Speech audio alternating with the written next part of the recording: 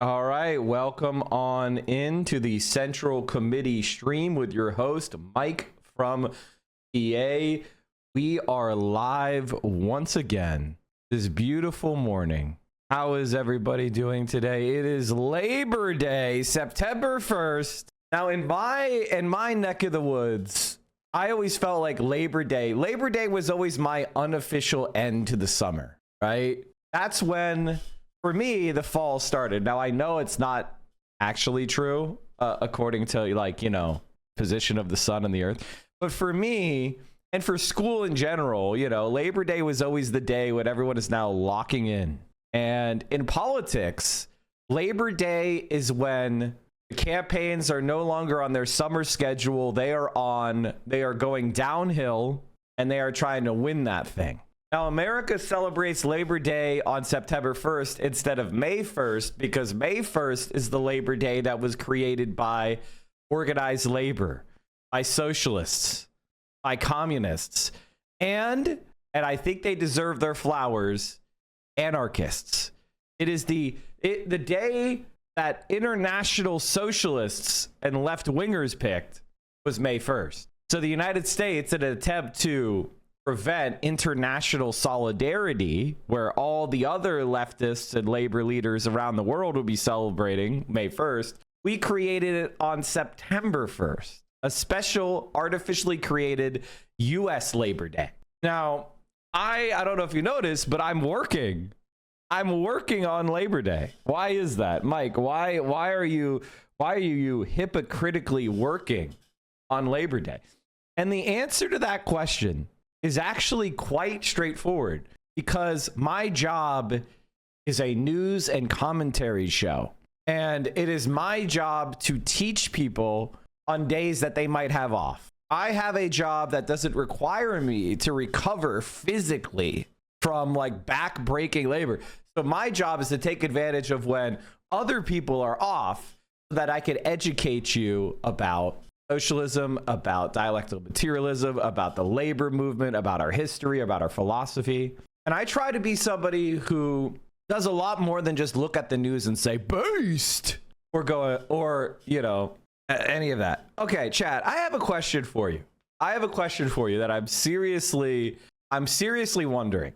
Do you guys want me to if I know a creator is really a bad person, should I be speaking out? If I know somebody is really, really a bad person and they're infiltrating into our space, I'm not saying they did anything criminal or anything, but just overall, I know they have a lot of hostility and a lot of hatred for everybody in our space. And they're kind of play acting like they are a Hassan fan. But in reality, they hate me, they hate Denims, they hate Vio, they hate Frogan, they hate, they hate Hassan. As long as the proof and context are shared, okay, good. All right, I'll ponder it.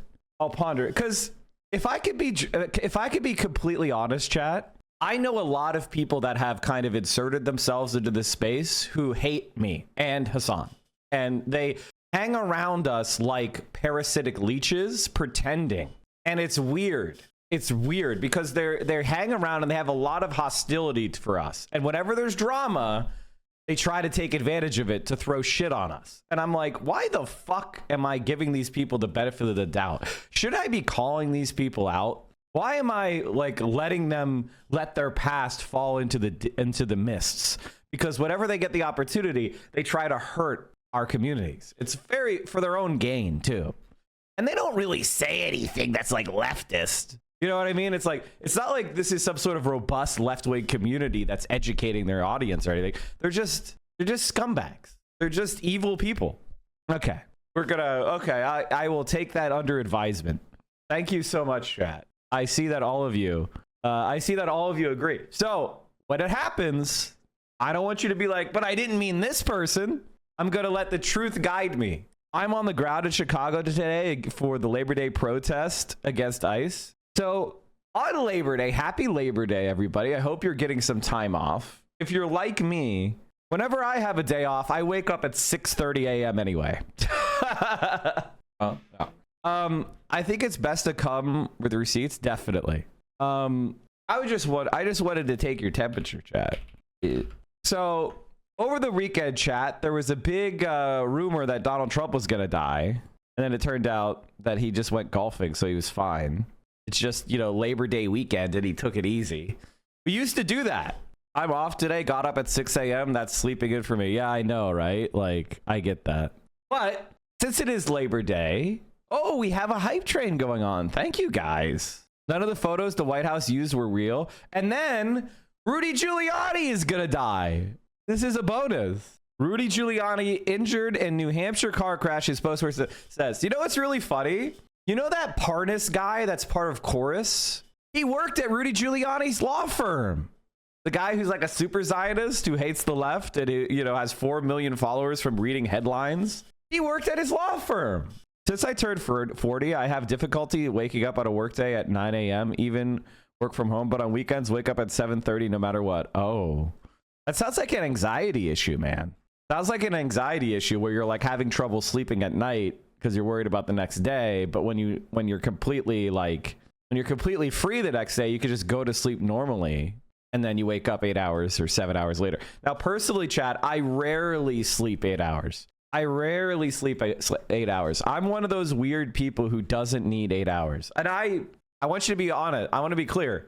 If I need to sleep 8 hours, I will. I'm not like one of those people that's like, I refuse. No, I'm not trying to pretend I'm like cool or anything. It's just reality for me.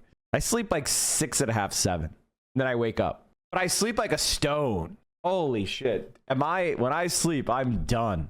I'm out. Ruining your gym gains. I'm trying to sleep, you know. I'm not trying to cut any hours out. I'm going to bed when I need to go to bed. So you sleep 14 hours a day. God, that's a lot. All right. So for Labor Day, why don't we start off with some really awesome Labor Day hits from the Queen of Queens. This is Democracy Now!, democracynow.org, The War and Peace Report. I'm Amy Goodman. To mark Labor Day, we end today's holiday special with highlights from a production of Howard Zinn's Voices of a People's History of the United States. Dramatic readings from history selected by the late, great historian Howard Zinn. Thank you, guys. We'll hear Alfre Woodard read the words of the labor activist Mother Jones. Howard's son, Jeff Zinn, read the words of an IWW poet and organizer. Marissa Tomei reads the words of the woman suffrage leader Harriet Hansen. But first, the late great actor James Earl Jones reads from Howard Zinn's People's History of the United States. My viewpoint in telling the history of the United States is that we must not accept the memory of states as our own. Nations are not communities and never have been. The history of any country, presented as the history of a family, conceals a fierce conflict of interest. And in such a world of conflict, a world of victims and executioners, the job of thinking people, as Albert Camus suggested, is not to be on the side of the executioners. Thus, in that inevitable taking of sides, which comes from selection and emphasis in history, I prefer to tell the story of the discovery of America from the viewpoint of the Arawaks, of the Constitution, from the standpoint of the slaves, of the rise of industrialism as seen by the young women in the Lowell textile mills, the conquest of the Philippines as seen by black soldiers on Luzon, the post-war American empire as seen by peons in Latin America, and so on, to the limited extent that any one person, however he or she strains, can see history from the standpoint of others. My point is not to grieve for the victims and denounce the executioners. Those tears, that anger, cast into the past, deplete our moral energy for the present. And the lines are not always clear. In the long run, the oppressor is also a victim. In the short run, the victims themselves, desperate and tainted with the culture that oppresses them, turn on other victims. Still, understanding the complexities, this book will be skeptical of governments and their attempts through politics and culture to ensnare ordinary people in a giant web of nationhood pretending to a common interest. I will try not to overlook the cruelties that victims inflict on one another as they are jammed together in the boxcars of the system. I don't want to romanticize them, but I do remember, and rough paraphrase, a statement I once heard. The cry of the poor is not always just, but if you don't listen to it, you will never know what justice is. This is the late historian Howard Zinn. What is true? Can you please react to the clip of Newsom calling Trump socialist? Please, I'm voting Trump if Dems run Newsom. Yeah. Okay. Let me just pause that there and say that we are in a moment in history where our position as members of the Imperial Core has never been clearer. And it's in that moment when we have that responsibility to organize and try to change our politics, just like our parents and grandparents did when it came to protesting Vietnam or protesting American imperialism. We have that responsibility to throw our bodies and our honor on the gears of the machine and disrupt it, and to organize ourselves into collective forces that could oppose it, and not just to sit here noticing and giving critiques and trying to separate ourselves morally by expressing words of regret and remorse and contrition and sorrow. That is not our job. It's nice thing to do. Our job is to stop it. And to stop it, we need to organize with like-minded people here in America and make a difference in politics. We have to seize power of the American state and stop the slaughter. That's our mission. If you don't agree with that, if you think it's hopeless, shut the fuck up. Go do something else. Legitimately, shut the fuck up and go do something else. I think the main crisis we have is there's too many people that think that their own moral standing is what matters. It doesn't. It has no consequence. Whether you're sitting at home watching Asmongold or sitting at home watching me, it doesn't fucking matter unless you take that knowledge and those beliefs and you turn them into something real. I've been thinking a lot about this, chat, because of the Wired article with Chorus. I've been thinking a lot about this because of the Bad Empanada crash outs that are going on. I've been thinking a lot about this because of the attacks that have been made against me in these larger spaces as well, from people who claim to be to my left. I see a lot of people who are desperate to make a social media career. Let's just be brutally fucking honest about what's going on. Is that these people have an incentive to make a social media career. And I, for the longest time, resisted attacking Bad Empanada. I, for the longest time, resisted calling him a schizo or saying that he was bad or, because, yeah, I disagree with him. I disagree with him about whether the Western left is ever going to amount to anything. It hasn't. There's been flashes of time where it has. There's been tremendous resistance and accomplishment that have existed. But for the most part, the American left has not triumphed. We are not living under the United Socialist States of America. Okay, we are in the seat of those that have not prevailed, and that's a difficult place to be. It sucks to be in the place that hasn't triumphed and hasn't won. And I think a lot of people distance themselves from reality. They distance themselves from the failure because of narcissism, like, honestly. And I look at Bad Empanada, and Bad Empanada is basically saying, he says he doesn't want you to organize in a union. He doesn't want you to elect pro-Palestinian candidates. He doesn't want you to start an American Labor Party or an American Workers Party or American Socialist Party. He doesn't want you to vote for candidates that want to get rid of the American war machine. He doesn't want you to have Medicare for all. He doesn't want you to have free college. He doesn't want the United States to invest in renewable energy. He doesn't. He says, I don't want any of that to happen. I want Donald Trump and fascism to win in America, because in his, I don't know, schizo brain, he believes that America turning fascism will somehow result in our collapse as a society. I sometimes wonder if people like him are confused about the history that they've read. I really, really think that it is baffling to me to think that the United States is going to collapse just because it went fascist. Did Nazi Germany collapse because it went fascist? No. There had to be a world-spanning war killing hundreds of millions of people in order to defeat fascism. And Germany was not the premier power in the world. Japan was not the premier power in the world. You would have handed over the keys to 2,000 intercontinental nuclear bombs to fascism? You want the largest military equipment ever assembled to be in the hands of an expansionist United States, and you live in Argentina, a place where we've already waged a dirty war and killed and disappeared thousands of leftists? He doesn't want you to do or get anything. He wants to make videos of bad shit happening, just simply being correct, making money. I've kind of had it. He's not a team player, and probably worse. I mean, let's be honest. Let's be honest. We are at the moment where it is easy to say it's not going to work. It's easy to say we're going to lose. It's easy to point at things and say that person's probably going to make you disappointed. All of that is currently true. That's why we're all fucked. Because the United States turning to coal power is going to pollute and damage the same atmosphere that they have in Argentina.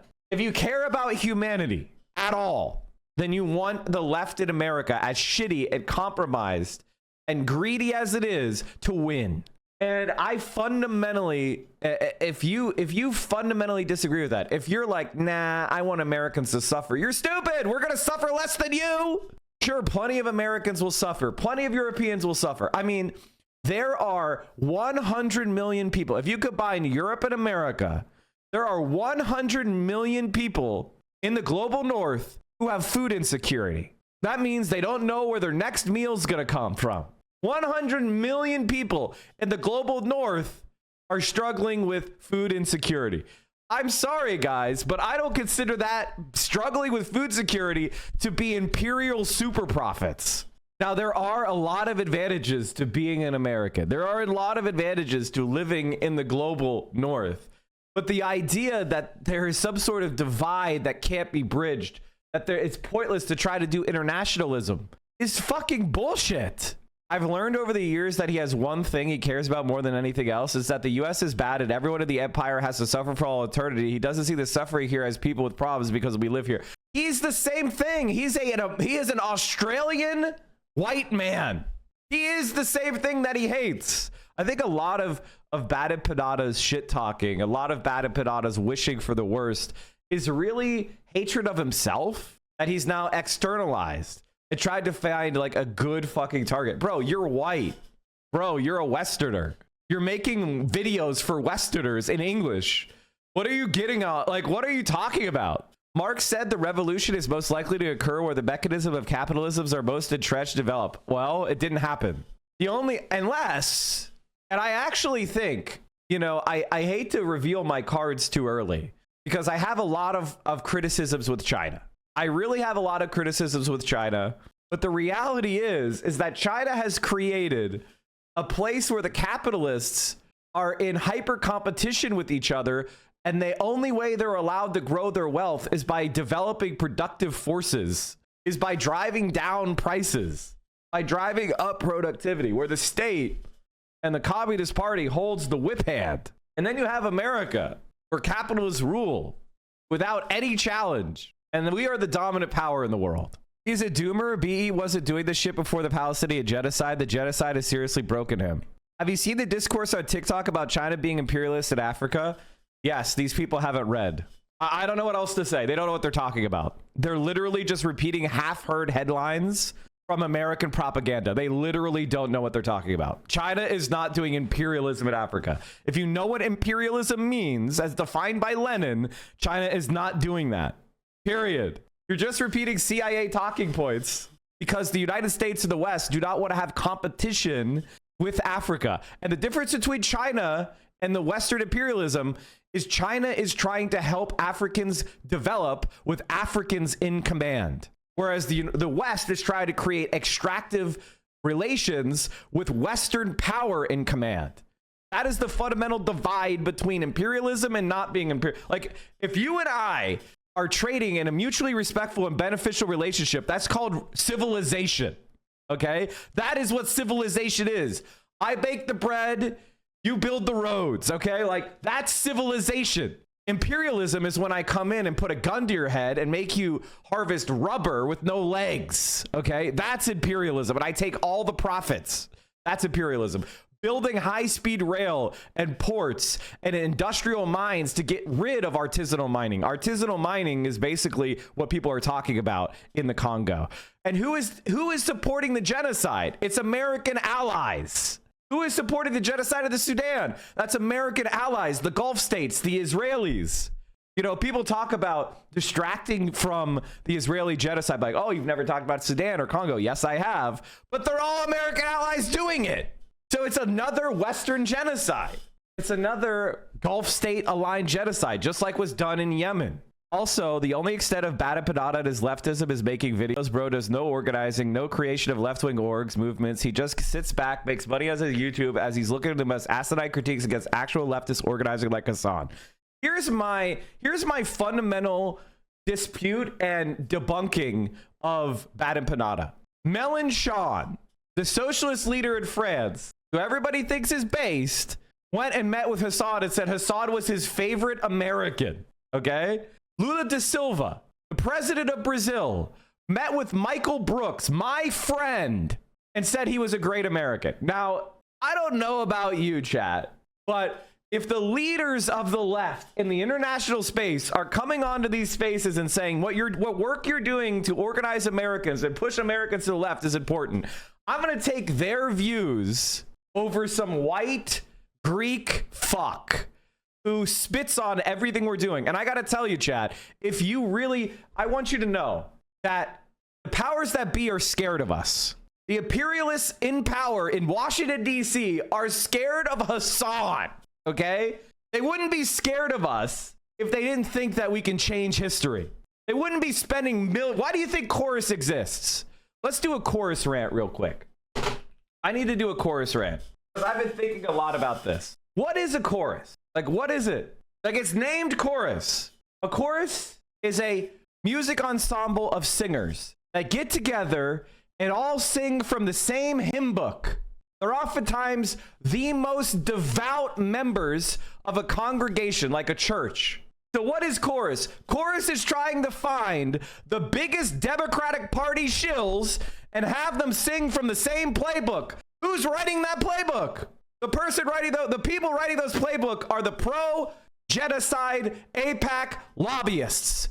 They are the people that said Joe Biden shouldn't drop out. They are the people that said Joe Biden is healthy. He'll beat Donald Trump.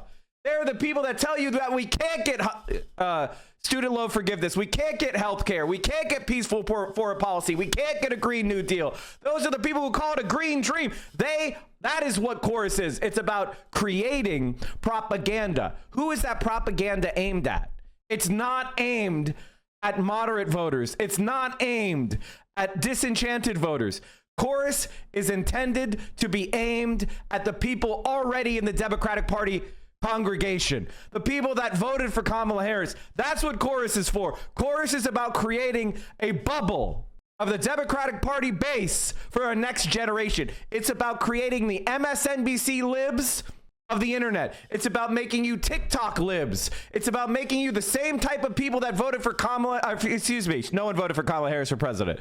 The same type of people that voted for Hillary Clinton in the 2016 primary. The same type of people that voted for Joe Biden in the 2020 primary. That's what chorus is. Chorus is an attempt to speak to Democratic Party voters so that they don't vote for anybody on the left in the primary. It is an intra-party group intended to propagandize Democratic primary voters so they don't vote for someone like Zoran again. They don't vote for somebody like AOC. They don't vote for somebody like Bernie in the next presidential primary. They're trying to keep you trapped in the mind prison of Gavin Newsom, of so-called electability. That's what it's for. That's the chorus. It is propaganda for Democrats, to Democratic base voters. That's what the dark money is for. The dark money is intended to win a Democratic primary fight. Whether the Democratic Party is going to be a party that fights fascism, that fights imperialism, that fights for you and social democracy or some other outcome, or if it's going to be a party of the elite, of the establishment of corporate America. That's what Chorus is for. Chorus is about incentivizing as many young people to sing from the hymn book of corporate centrism as they can buy. That's what it is. And it's not just my personal opinion. This is the fact. Ecosystem for years. We've been growing the progressive media ecosystem for years now. We finally got an exciting update. I'm part of a team of creators that's created Chorus Media. Chorus is a creator-led group of voices from the left coming together to scale up, drive the conversation online, and try and rebalance the massive disparity at play on the left and the right. So here's the deal. Chorus is going to support left-wing creators in a bunch of tangible ways, funding editors and researchers and bookers, helping creators who are established on one platform make sure they've got a presence on the others, and coordinating our messaging. Now, for me specifically, I'm not going to accept any funding. That money needs to go to new creators and the folks who can help them grow, but I'll be focused on message coordination. It is felt... Message coordination. Well, what message? They're mad about TikTok, chat. They're mad that TikTok has made a generation of Americans, whether they're right-wing, centrist, or left-wing, opposed to Israel. They're mad that TikTok is promoting candidates like Zohran Mamdani over candidates like Andrew Cuomo. That's why Brian Tyler Cohen and David Pakman have been selected, because they do not give a shit about promoting the left wing in America. They are about promoting the establishment. If you want candidates like Cory Booker and Hakeem Jeffries, that's what Chorus is for. Do you want more Andrew Cuomo's? That's what Chorus is for.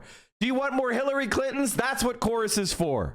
If you're like me and you're like the majority of Americans and you're like, oh my God, that would be terrible, you are their enemy. And that's what Chorus is for. It's about creating an incentive. I mean, this guy is an absolute fraud. This guy is an absolute fucking fraud. He didn't say a word about Zohran until after Zohran won to try to grab some algorithmic boosts. And he posted, what, one short about Zohran shitting on Trump after he won?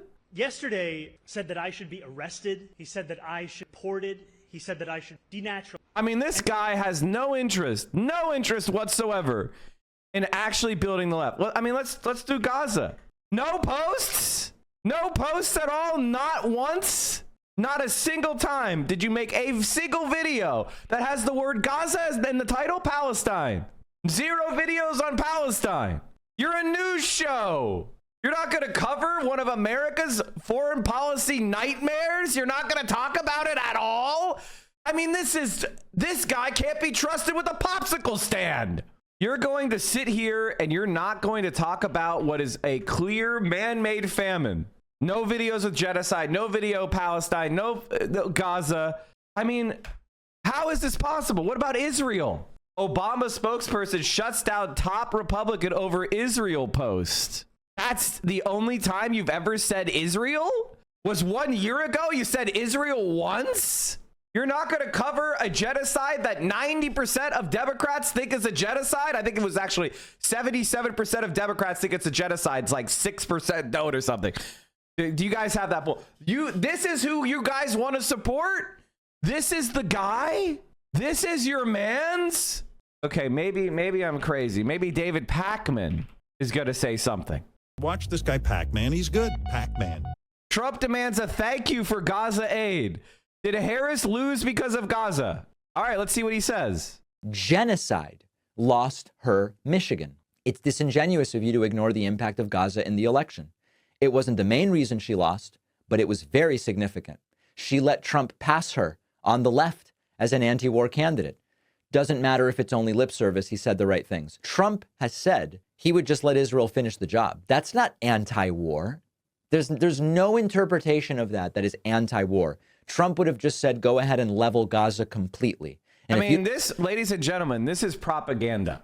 Now, I'm not saying that Trump didn't say that out of one corner of his mouth, but he also went to Michigan and he campaigned with a bunch of Muslim and American leaders in Michigan. And he said, I'm going to get this war to end. It's really, and he said dumb shit. Now, everybody knows that Donald Trump is a liar, okay? But people were grabbing onto any branch or any straw and it snapped in their hands.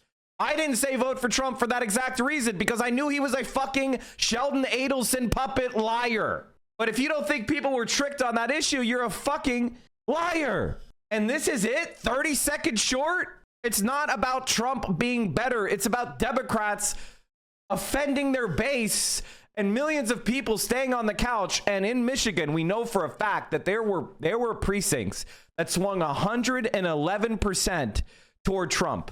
And there were 34 polls. In September, we had a mountain of evidence that if Kamala Harris had come out in favor of an immediate ceasefire and weapons embargo, it would have made her more likely to win. Endorsing Israel arms embargo would boost Harris's support to 49%. She would have won. Most Americans want the U.S. to stop sending weapons to Israel. Voters want the U.S. to call for a permanent ceasefire in Gaza and prioritize diplomacy. Like, the United States voter, Americans wanted the war to end. Period. It's not even close. These guys, not only are they just ignoring a genocide being paid for by our tax dollars, perpetuated by an ally of the United States, how could you call yourself a liberal? This is what I don't understand. How the fuck can you call yourself a goddamn liberal if you're standing there as children are bombed with your weapons and you say nothing? How the fuck can you sit there and starve innocent men, women, and children to death and say nothing? I mean, now Donald Trump is doing it. Donald Trump is doing it. This is the perfect opportunity to come out. It's come out against the war in Gaza. I was cynical, chat. I thought that a lot of these people like David Pakman, after the war was over, or excuse me, after the election was over, they would come out and suddenly find their anti-war bones. I thought they would suddenly come out and be like, oh God, Donald Trump has made it so much worse.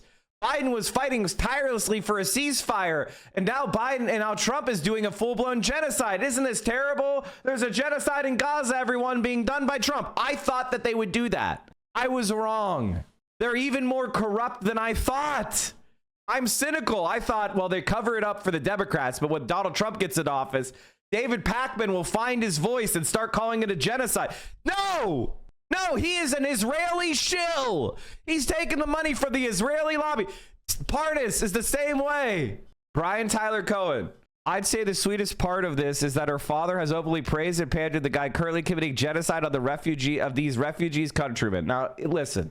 I think there is definitely evidence that Russia has committed acts that constitute crimes against humanity. I think it's very safe to say that the war in the Ukraine by Russia is an illegal war of aggression, war crime. I think that Russia has killed a lot of civilians because of imprecise use of weapons. It's a war criminal regime, no doubt about it. But as far as I know, they're not committing an intentional starvation famine. As far as I know, they're not setting up concentration camps and putting all Ukrainians into a free fire zone where they bomb the refugee tents. Israel is doing an absolute genocide. They just published a plan to set up a forcible evacuation or concentration camp plan on top of killing more journalists that died in World War I and World War II combined and preventing international journalists from going in and reporting. As far as I know, that has not happened in the Ukraine anywhere near to the same extent. So if you're very comfortable saying Russia's committing a genocide in Ukraine, then you should be screaming from the top of your lungs that Israel is committing a genocide. Everything that Russia is doing to Ukraine, Israel is doing to Gaza tenfold. Several hundred kids have been killed in the Ukraine by Russia's invasion. Horrible war crime. I hope they investigate and prosecute every single death. But tens of thousands of children have been wantonly slaughtered in Gaza. Ukraine is getting hundreds of billions of dollars from the West and the United States and money and weapons to fight Russia. We are giving hundreds of billions of dollars to Israel to destroy the Gazan people. There is absolutely no equivalence between the two at all. Clearly, what's going on in Israel is far, far, far more extreme, far more criminal. And that doesn't mean that Russia is not criminal. It doesn't mean Russia is not bad. Russia is fucking terrible. Vladimir Putin is a war criminal. But to talk about one and not the other is hackery. From it, I covered that in my other video. David Pakman is a way worse case where he's been anti-BDS, pro-Israel. Black Lives Matter says that BDS is a movement which shares their goals of an end to the war against black people. Number one, most black people in Israel are not in Gaza or the West Bank, but in Israel proper. if you ask them, would you rather be here or in Gaza or the West Bank? Figure out what they say. You will be very interested at the results of what they will tell you. When we talk about the principle... Wait, he's saying, ask citizens of an occupying power and colony whether they'd rather be in the colony proper or live in the concentration camps? What the fuck are you talking about? Of humanitarianism and human rights. One of those principles is the worst first. And there is no basis under which one could argue, if we are just to look at the world and say, let's apply BDS tactics to the worst first, that you would have a group that is solely focused on Israel. Absolutely undeniable. And basically, when Hamas attacked in October 2023, he saw that as the chance to actually start pushing his pro-Israel narratives. And even you remember the first hospital that was attacked by Israel, he was blaming a group called Palestine Jihad, and basically pushing out Israeli propaganda to his audience. Right now, we have democratic countries who, if they make a mistake or lie, are subject to negative consequences, saying this wasn't Israel. They've released information, radar, audio, video. Internal assessments agree. Mike, back when I was a soft on David Pakman, you snapped me out of it years ago. You clocked him years ahead of everyone else. Doesn't matter. Do people value that? Do people value that? I mean, I see people succeeding on this platform who have no analysis and are just really grifting. Really, really grifting. I mean, it blows my mind. Yes, I was right about David Pakman. Yes, I was right about Brian Taylor Cohen. Yes, I was right about all these fucking Vosh and Destiny.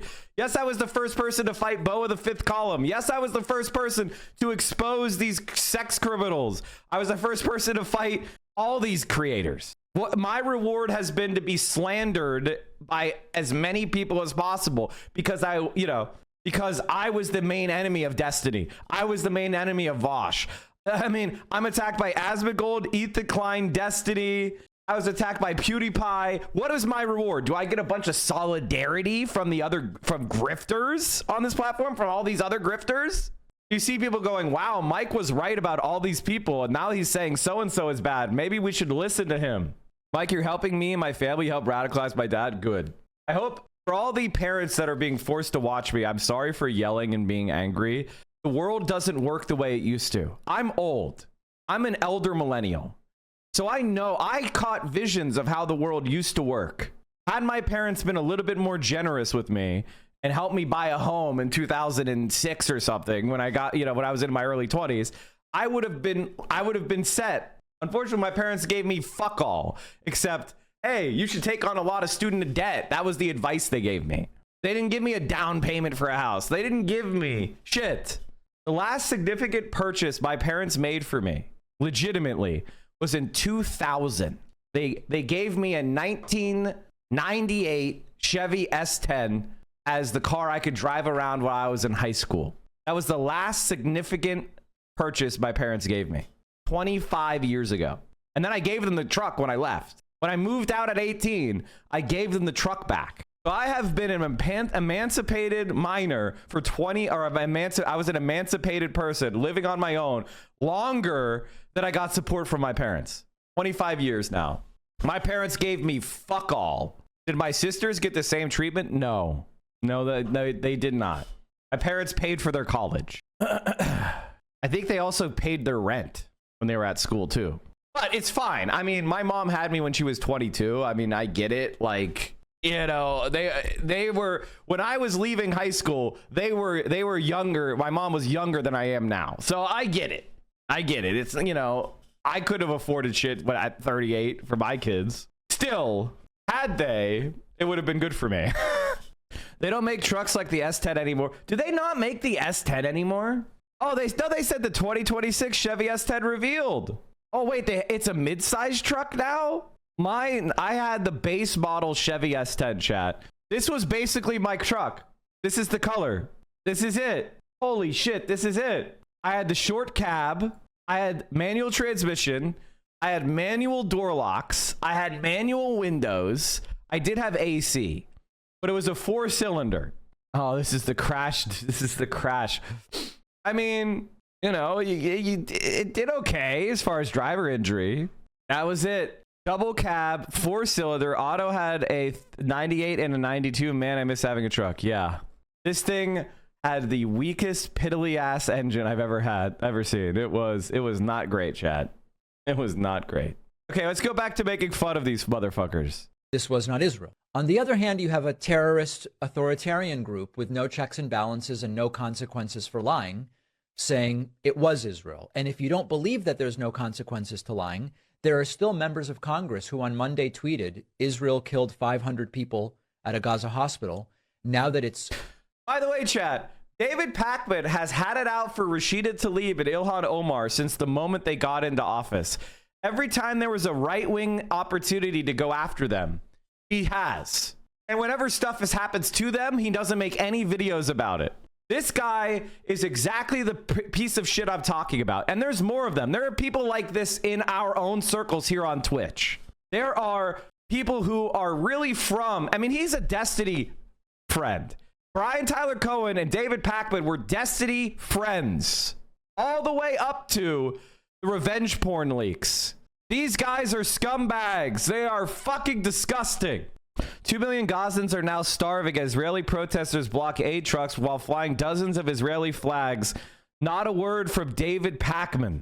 I mean, just search David Pakman from me and you'll see that I hate this motherfucker and I've hated him for 5 years plus.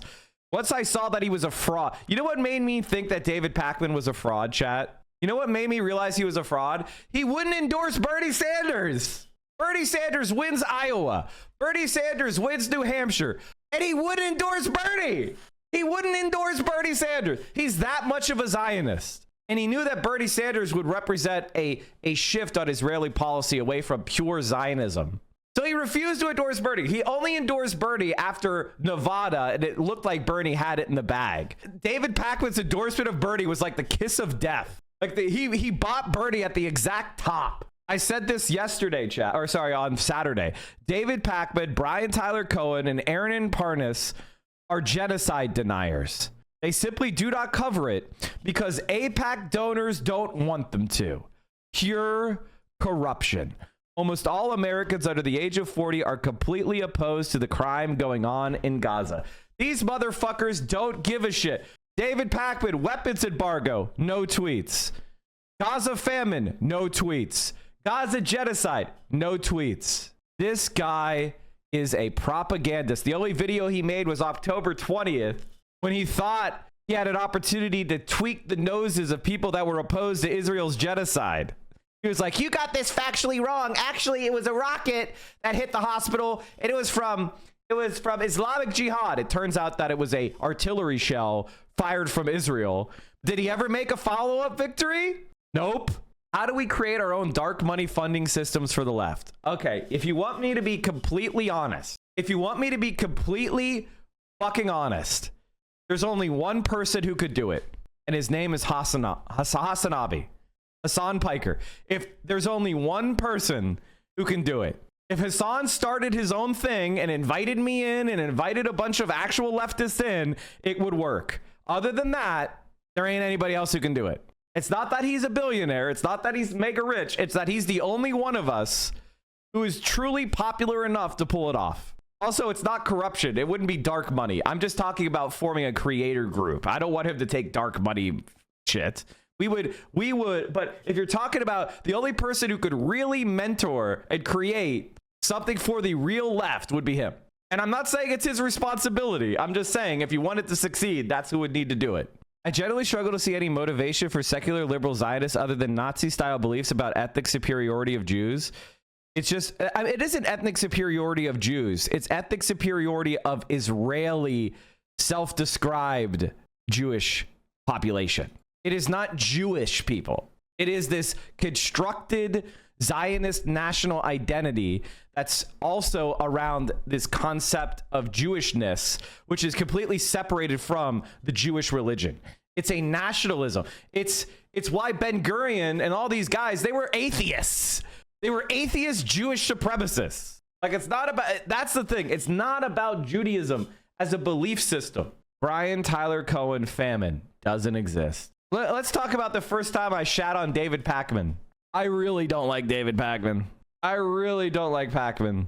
LOL, you like David Pakman? Me making fun of Vosh. Look at this. By the way, look how many people shat on me.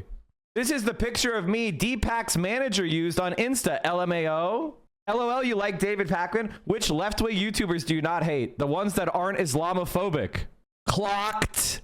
By the way, are any of the Vosh orbiters going to come out and say Mike was right? And actually, Mike is really wise and smart and knows how to sniff out a rat. Chat, remember this.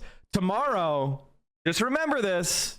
I don't want to hear any of you complaining when, I don't want to hear it. When was Pakman Islamophobic? Go take a look at his videos on Linda Sarsour, Key Bernie Surrogate, or his videos on Ilhan Omar's tweets when she was the focus of a right-wing hate mob. He fed into the narrative. Also, he never made a video when Ilhan Omar and Rashida Tlaib were banned from Israel. Curious that. I'll be more surprised if Vosh likes you. I agree. Do you give Sam Cedar shit for associating with David Pakman as well? Yes. Why do you think that, I mean, of course. I'm the least cynical motherfucker on this entire fucking platform. Even after you got constantly ducked on by Destiny, never happened. Literally never happened. I'm going to meet you in the middle because I don't believe division on the left is a good outcome. I understand that he's maybe a bit further to the right of purist leftists. But that said, he is far from a crypto-fascist, I promise you. You might actually change your mind if you watch a little more of his content. Hey, I wonder what... Is this account still posting about Destiny? Oh, hey! They posted a Yeet tweet. Embarrassing. Socialism is when you sling gotcha games to your audience months after being called it streamlined gambling. Average Vosh fan became more right-wing. Destiny defends Willie Mack show. Abundantly clear that it wasn't Israel. They have not deleted their tweets. Some of them have even doubled down. It also has to be recognized that after a terrorist attack, countries will defend themselves. To be fair, Majority Report over the last year, so I've since been watching, if it talks some shit about Pakman. Yeah, but okay, 5 years after it was obvious he was a disgusting Islamophobe. Like, come on. It happened here with Hamas to anywhere around the world. And we would be saying, well, the victims have to defend themselves. But the attacks on me as I thought you were a progressive, I want to hear which progressive value I'm not espousing. Are you a progressive? Humanitarian equality. If you are, then how on earth do you stand in favor of an outrageous, terroristic, authoritarian regime that subjugates women, puts its own people in harm's way? Which war is he supporting of Israel's? Is it war on Iran? Is it suppressing Palestinians? Is it like which war of American imperialism is he defending? I can't even guess. Way uses civilians as shields, opposes gay rights, women's rights, pluralism, diversity of every kind. Everything that supposed leftists claim to defend and support, the way I do, is attacked by Hamas. Obviously, when it became clear what was happening to a lot of people in liberal media, he basically shut up about it for the longest time, occasionally responding to audience calls about it. One of the things that seems to be very clear is that this is so crazy to think about it this way, but the idea that Israel would take the time and incur the cost to randomly target 4 civilians just walking down the road doesn't comport with anything we know about how the Israeli military operates. You can say a lot of things about the Israeli military. I struggle to think that they are going to, quite frankly, waste ordnance on 4 random civilians walking down a road. And Pakman has a very long history, like I said, of supporting Israel. He even somehow tried to make it seem like Malcolm X supported Zionism. Absolutely wild. People forget that actually many African-American activists and thinkers were on the side of what is colloquially called, used to be called Zionism, which now is like a bad word. It used to mean just a place where Jews can be safe and not get kicked out of, right? And even Malcolm X declared... That place is called the United States of America. At least it's supposed to be. It's supposed to be our value. The year before he was assassinated, that Pan-Africanism will do for the people of African descent all over the world the same that Zionism has done for the Jews all over the world. Now, to be clear, I'm not using the sort of caricature definition of Zionism of settlements and right-wing governments like Benjamin Netanyahu. The longest serving prime minister of Israel is Benjamin Netanyahu. But if you talk about Israel as the Benjamin Netanyahu country, now suddenly you're being ridiculous. You can't describe American foreign policy through the actions of George Bush and Donald Trump. That would be anti-Americanism. I am unequivocally opposed to those. I am saying Zionism in the form from the 1920s that is being used here Mike, Netanyahu said if Israel wanted to commit genocide, the process would take approximately 1 day, except it wouldn't. Like, why do you think this is a strong argument? If the Israelis were just point blank mass murdering in concentration camps the same way as they did in the Holocaust, which didn't take 1 day, by the way. There were 6 million Jews killed in the Holocaust, dumb fuck. It didn't happen in a day. They had to go and gather them up and kill them. Like, what the fuck do you talk? What, they're gonna nuke Gaza with the prevailing winds to go east and what, put fallout over Israel? So they're not gonna, they can't do nukes. And they can't do the genocide the same way the Germans did. This is exactly how you would do a genocide if you wanted to do a genocide. If you were a small puppet state, you would use the leverage you have with your patron to do as much damage as possible to the people, and then you would cut off food and water and medicine and electricity and outside assistance, and you would just wait until everybody died because there's no more food, there's no farms, you sink all the fishing boats, you kill all the wildlife, you destroy every structure, you destroy every grain silo, you destroy every greenhouse, you destroy every field, which is what Israel has done, carving huge stars of David in the ripped up earth. You uproot every olive tree. That's exactly what Israel has done to Gaza. So what the fuck are you talking about, dumb fuck? It's interesting that after you've hypnotized yourself over time, and anyone who will listen by repeating the word genocide so much, I'm repeating the words of 100 humanitarian organizations. You're the one who has, I mean, are you a Destiny fan? Just be honest, be honest, be honest. You followed me 6 minutes ago with your fake account. Do you watch Destiny? Just be honest. The story about your parents not giving you anything is starting to make sense. Yeah, it's called being a self-made man. Not a fail son dropout of fucking music school who got famous by saying the N-word while losing fucking StarCraft games. This is your hero. Sex pestity. Pathetic. No, man. The United Nations is lying. The International Criminal Court is lying. Amnesty International is lying. Doctors Without Borders is lying. The World Food Program is lying. The World Central Kitchen is lying. The Red Cross and Red Crescent are lying. The Norwegian Refugee Organization is lying. Everyone's lying but Israel. There should be something like Israel that exists. But these two have a long history what of a cowardly ass insane bitch. Post on your main, pussy. And I think David Pakman specifically is an Post actual on your main, grifter pussy. In that we covered that on the other video. What a dumb fuck. He has taken every single fucking sponsorship under the sun, including super shady crypto sponsorships, which his own audience called him out for, right? So this is, of course, a type of guy who would probably take $8,000 from a group and sign a form saying that he won't tell anyone. Now, I find both of these people completely irredeemable. Saying bad things about Donald Trump and the Republicans, who gives a fuck at this point, right? If you're not criticizing the entire system and acting like the Democrats will save you from fascism when they've pretty much enabled Trump this entire time, I don't know what to tell you. And also, these guys are pro-Israel. They never criticize Democrats for their Gaza stance, and they barely criticize Republicans for that either. Primarily boost Democrat politicians that are pro-Israel.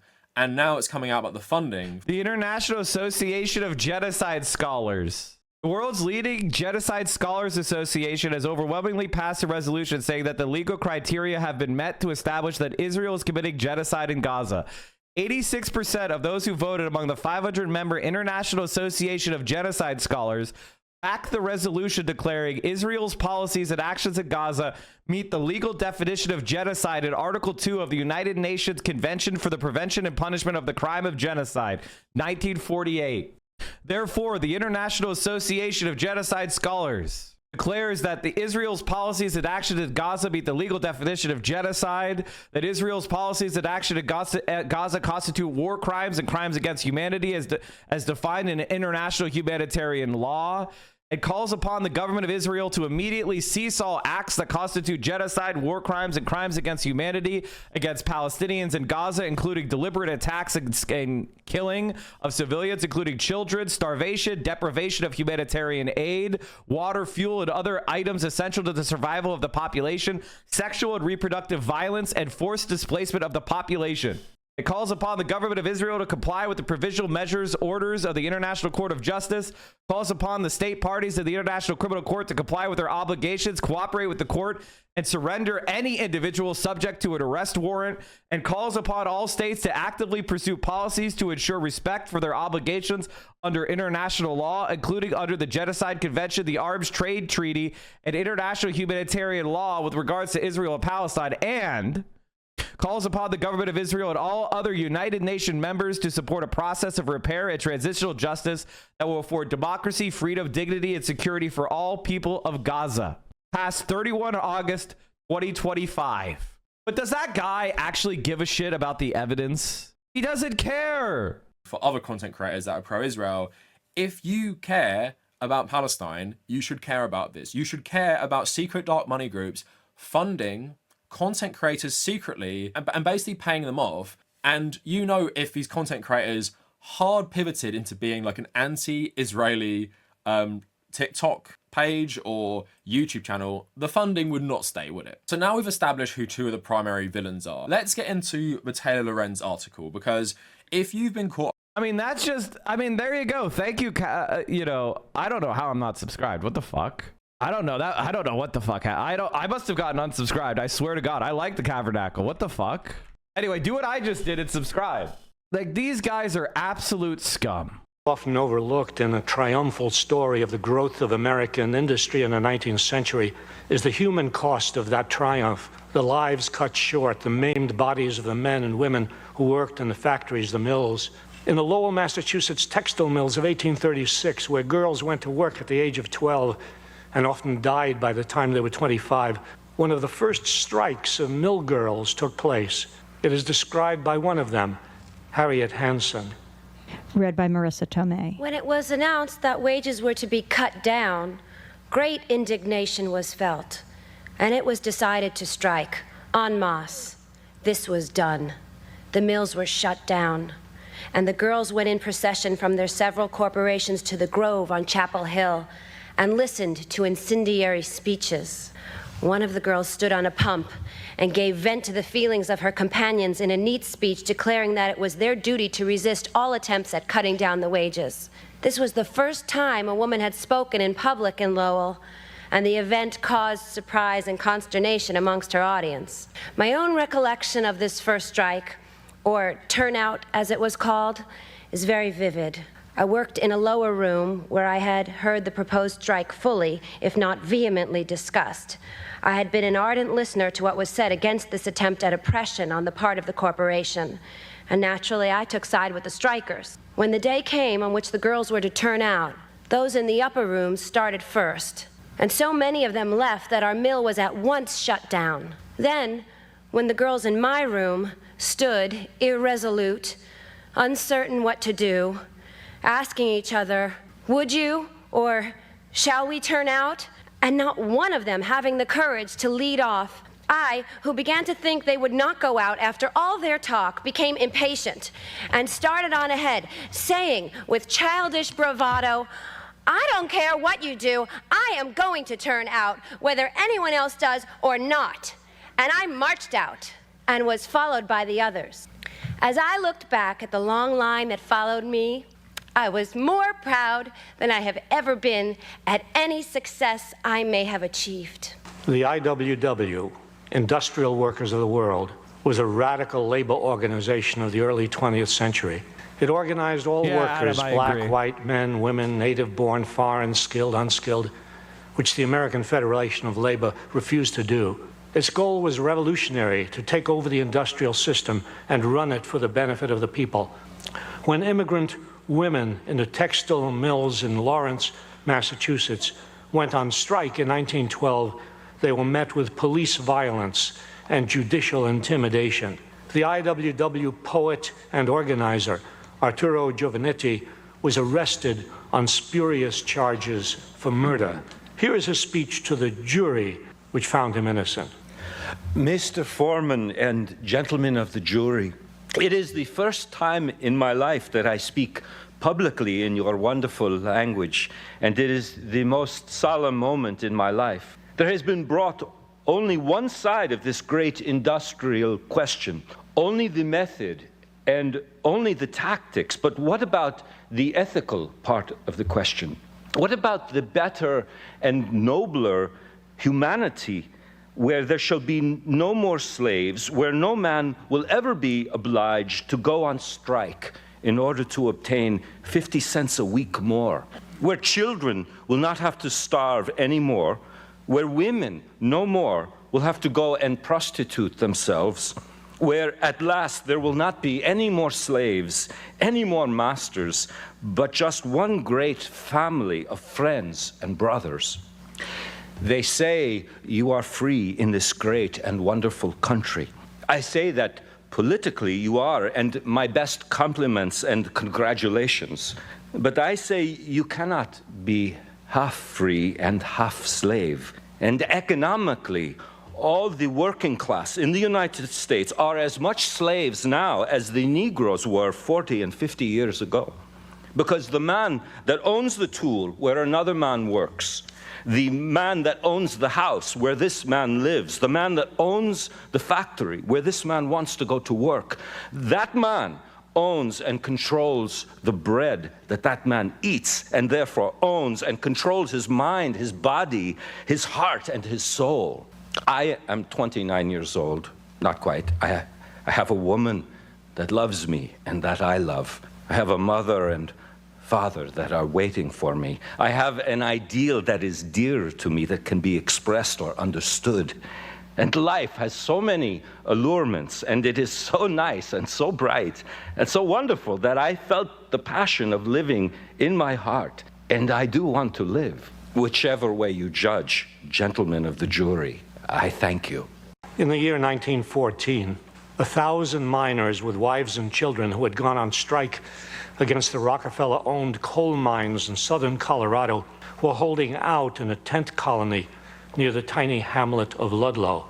One day in April, the National Guard, financed by Rockefeller, began pouring machine gun fire into the tent colony and then came down from the hills and set fire to the tents. The next day, the bodies of 11 children and 2 women were found, suffocated, burned to death. This became known as the Ludlow Massacre. Mother Mary Jones, 82-year-old organizer for the mine workers, had come to Colorado to support the miners, and on the eve of their strike, as they gathered in the Opera House in Trinidad, she spoke to them. What would the coal in the mines be worth if you did not work to take it out? The time is ripe for you to stand like men. I know something about strikes. I didn't go into them yesterday. I was carried 84 miles and landed in jail by a United States Marshal in the night because I was talking to a miners' meeting. The next morning I was brought to court, and the judge said to me, "Did you read my injunction? Did you understand that the injunction told you not to look at the miners? As long as the judge who is higher than you leaves me sight, I will look at anything I want to," said I. The old judge died soon after that, and the injunction died with him. At another time, when in the courtroom, the bailiff said to me, "When you are addressing the court, you must say your honor." "I don't know whether he has any or not," said I. Someone said to me, "You don't believe in charity work, Mother?" "No, I don't believe in charity. It is a vice. We need the upbuilding of justice to mankind. We don't need your charity. All we need is an opportunity to live like men and women in this country. I want you to pledge yourselves in this convention to stand as one solid army against the foes of human labor. Think of the thousands who are killed every day, and there is no redress for it. We will fight until the mines are made secure and human life valued more than props. Look things in the face. Don't fear a governor. Don't fear anybody. You pay the governor. He has a right to protect you. You are the biggest part of this population, the biggest part of the population in this state.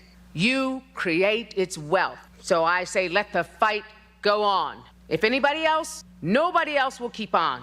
I will. That was Alfre Woodard reading the words of labor activist Mother Jones as part of a live reading of Howard Zinn's Voices of a People's History of the United States, the event organized with Anthony Arnov. And that does it for our show. Democracy Now! Is produced with Mike Burke, Renee Feltz, Dina Guzder, Messiah Rhodes, Nermeen Sheikh, Maria Taracena, Nicole Salazar, Sarah Nasser, Tarina Nadura, Sam Alcoff, Tamery Astudio, John Hamilton. All right, chat. That was a Labor Day reading of Howard Zinn from some of my favorite actors and actresses. We need more of that. And that brings me, let's keep talking about this chorus shit. Because I gotta be completely honest with you, chat. These people are fucking scum. There was a comment I saw in Hassan's video on it that explains it perfectly. It's not difficult to tell which content creators are taking dark money. 1, they never talk about Gaza. 2, constantly blame voters for DNC and Kamala's loss. Focus solely on Trump. Have a lot of sponsors. Equate the radical left to the far right wing. Interview corporate Democrats on their show. And complain constantly about purity tests. Employ people to actively propagandize to an audience that thinks they're getting real information, like real unvarnished truth from independent content creators online. And the only thing that they're doing is basically the same regurgitated CNN talking points that political consultants deliver in mainstream news. And that's what's really fucked up about it. But of course, the first story... they're worse. No, they're worse. I'm sorry, but MSNBC is better on Gaza than David Pakman and Aaron Parnas. I'm sorry, MSNBC has had more coverage of the Gaza genocide than David Pakman or Aaron Parnas. Like, they're worse than CNN. They're worse than MSNBC. They are actually complete garbage. Garbage. There is no two bones about it. Like, these guys have no redeeming characteristics. They are pure, self-conscious propagandists. Like, that's it. And I'm sorry, but I'd rather you watch MSNBC than I would David Pakman. That I'm going to start off with before we get into the special report on the mass shooting that took place in Minneapolis today is actually one that was written by a friend of the show and friend of mine, Taylor Lorenz. You might like her takes, you might hate her take. Listen, Taylor as I always say about Taylor, I like that Taylor is Taylor. Like, I may not agree with her on everything, but at least she's got passion and she speaks her fucking mind. I admire that. And there's no doubt that she does real journalism, which these fucking losers could never do. You might think she gets a little crazy on the social media platforms from time to time. And turns out she had a piece for Wired Magazine, a deep dive into a dark money group that is secretly funding high-profile Democratic influencers. And I obviously have a lot of additional information to offer as someone who is a progressive content creator, a socialist influencer, if you want to call it that, who has been approached in the past as well. So I can give you guys a little bit more details on this kind of thing too, on top of what she wrote. And there's obviously a bunch of stuff that she was not able to add in to this. Oh my God. Okay, mods. I know this clip exists. I challenged David Pakman to debate on, I think it was something to do with Israel in 2021. But I'm not sure if that's what I challenged him to. But in 2021, when Israel bombed the Associated Press building in Gaza and destroyed it, I wanted to talk to David Pakman about it because he wouldn't cover it. You should just watch Taylor's video from the weekend. It's great. We probably will. This piece, because, it would have been far too expansive. And then on his show on Twitch, David Pakman was like, I'm not going to debate the Central Committee. I don't know who the Central Committee... Like, he knew who I was. He was best friends with Destiny at that point. Like, come on. An initiative aimed at boosting... But Destiny always tells people not to debate me. Like, I don't know if you know this, chat, but Destiny goes around telling people not to debate me. Every time somebody has any kind of relationship with Destiny, he tells them not to debate me. It's actually hilarious how much he's on my dick. 6 years later. Democrats Online offers influencers up to $8,000 a month to push the party line. Wait. Stances on. No, this is my clip. This is me calling him a rat. No, I'm talking about David Pakman's clip. In the United States, it's difficult for people. Do you see why she's so fucking based and why Libs hate her. Why Libs like David Pakman try to take her out with disgusting bullshit innuendo and lies, as opposed to what she actually believes and says. Pretty amazing. By the way, you know how people like David Pakman will do these fucking little rat move attack videos, and no one calls, you know? Now, this is why he doesn't make videos anymore about this issue, chat. That's why he doesn't make videos about that anymore. That's why he's not making any videos about the #1 news story in the fucking world. He's not making any videos about. This was the last time Israel attacked Gaza in 2021. That's when I started hating David Pakman right off the rip. Thank you. Thank you for saving this file of me calling out, you fucking dumb Destiny Orbiter piece of shit. Thank you for showing me how right I am. Mike from PA is generally a bitter asshole. These people consider themselves political debaters. If you've seen Mike's comment with Vosh or his newest debate, he's clearly very insecure. Like, you see what I mean? Like, these guys couldn't pick a fucking point. I've done thousands of hours. They never ever talk about any point I make. This guy stopped posting 3 years ago. What happened, man? What happened? Why aren't you posting anymore? What happened? What happened? Account suspended? Oh, wait, is this guy still around? Oh, he's a majority. He's in the majority report? My problem with this analysis is that the Democrats who seem to have overperformed the most were centrist Dems. He's still out there. That was 10 months ago. Trying to push right-wing talking points. Amazing. Incredible stuff. All they have to do is keep it a secret. Poo-poo, piker, Pepe laugh. I'm not sure what language that is. Why the fuck are you showing this? This was a clip that was literally spread to propagandize Hassan viewers to watch David Pakman. Why are you giving me this? Like, that's actually dog shit, dude. And agree to restrictions on their content. In a private group chat in June, dozens of Democratic political influencers discussed whether to take advantage of an enticing opportunity. They were being offered $8,000 per month to take part in a secretive program aimed at bolstering Democratic messaging on the internet. Wait, what? $8,000 a month honestly seems like a small payout if they actually supposed to be high-profile influencers. The economy really is falling apart. Are you kidding me? $8,000? $8,000 for doing nothing? $8,000 of just free money? Oh, you post TikToks? Here's $96,000 a year for no fucking work? What the fuck are you talking about? A month is an incredible amount of money for whatever their deliverables are. What the Which is do nothing. You have $8,000 a month that you have to spare? We're talking about like up and comers. You know what I mean? We're talking about people that just like get you know, like $8,000 a month is life-changing money for a lot of people. For what? It's life-changing money for anyone. If anybody's like, hey, I'll give you $8,000 a month and you don't have to do any work for it, you're set for life. That's like come on. Virtually everyone. You're talking about almost $100,000 a year. That's, you know, that's an incredible amount of additional revenue that you're going to be able to generate. But the contract sent them to Chorus, the nonprofit. It's not an AK salary, it's an AK raise. Exactly. Arm of a liberal influencer marketing platform came with some strings. Among other issues, it mandated extensive secrecy about disclosing their payments and have restrictions on what sort of political content the creators could produce. In their group chat, influencers debated the details. Should we send a joint email with all our email addresses, or are we just going to send things separately and hope they change everything for everyone? Lorenzo, a non-binary creator in Columbus, Ohio, with over 884,000 TikTok followers, asked the group. Some joked about collective bargaining. Any Newsies fans in here? Eliza Orlins, a public defender and reality TV star known for appearance on Survivor, posted in the group. We're a union just by saying so.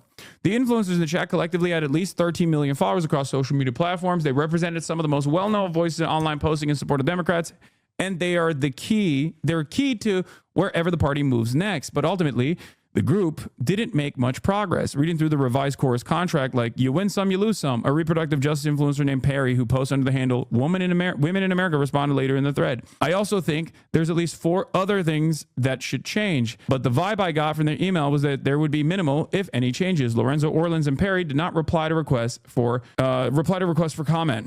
I don't feel strongly about pushing, to be honest. Aaron Parnas, a Gen Z. Oh my God, Lev Parnas' son, Aaron Parnas, was a part of this. A Gen Z news influencer who has been called the Gen Z Walter Cronkite and has been lauded in legacy media outlets, posted in the chat. They aren't going to modify it anymore. Seems like a take it or leave it. Parnas declined to comment. I believe we're in stage 5 acceptance, Perry responded. Creators began signing on to the deal. For years, Democrats have struggled to work with influencers. In 2024, President Joe Biden's White House snubbed several prominent content creators after they lightly criticized the administration over its policies on climate change, COVID, Gaza, and the TikTok ban. Content creators who challenged Kamala Harris, including Hassan Piker, a well-known influencer on the left, were similarly unwelcome at campaign events. After the Democrats lost in November, they faced a reckoning. It was clear the party had failed to successfully navigate the new media landscape, while Republicans spent decades building a powerful and robust independent media infrastructure, maximizing controversy to drive attention. I do believe there's a severe psychological and personality deformity common to all right-wing Dems. How else could you define a political worldview based around policing the left? One that recognizes the injustice inherent to the system, but views the major priority as attacking the staunchest advocates for change that is psychologically diseased. That's because you don't understand how all human beings actually arrive at their views.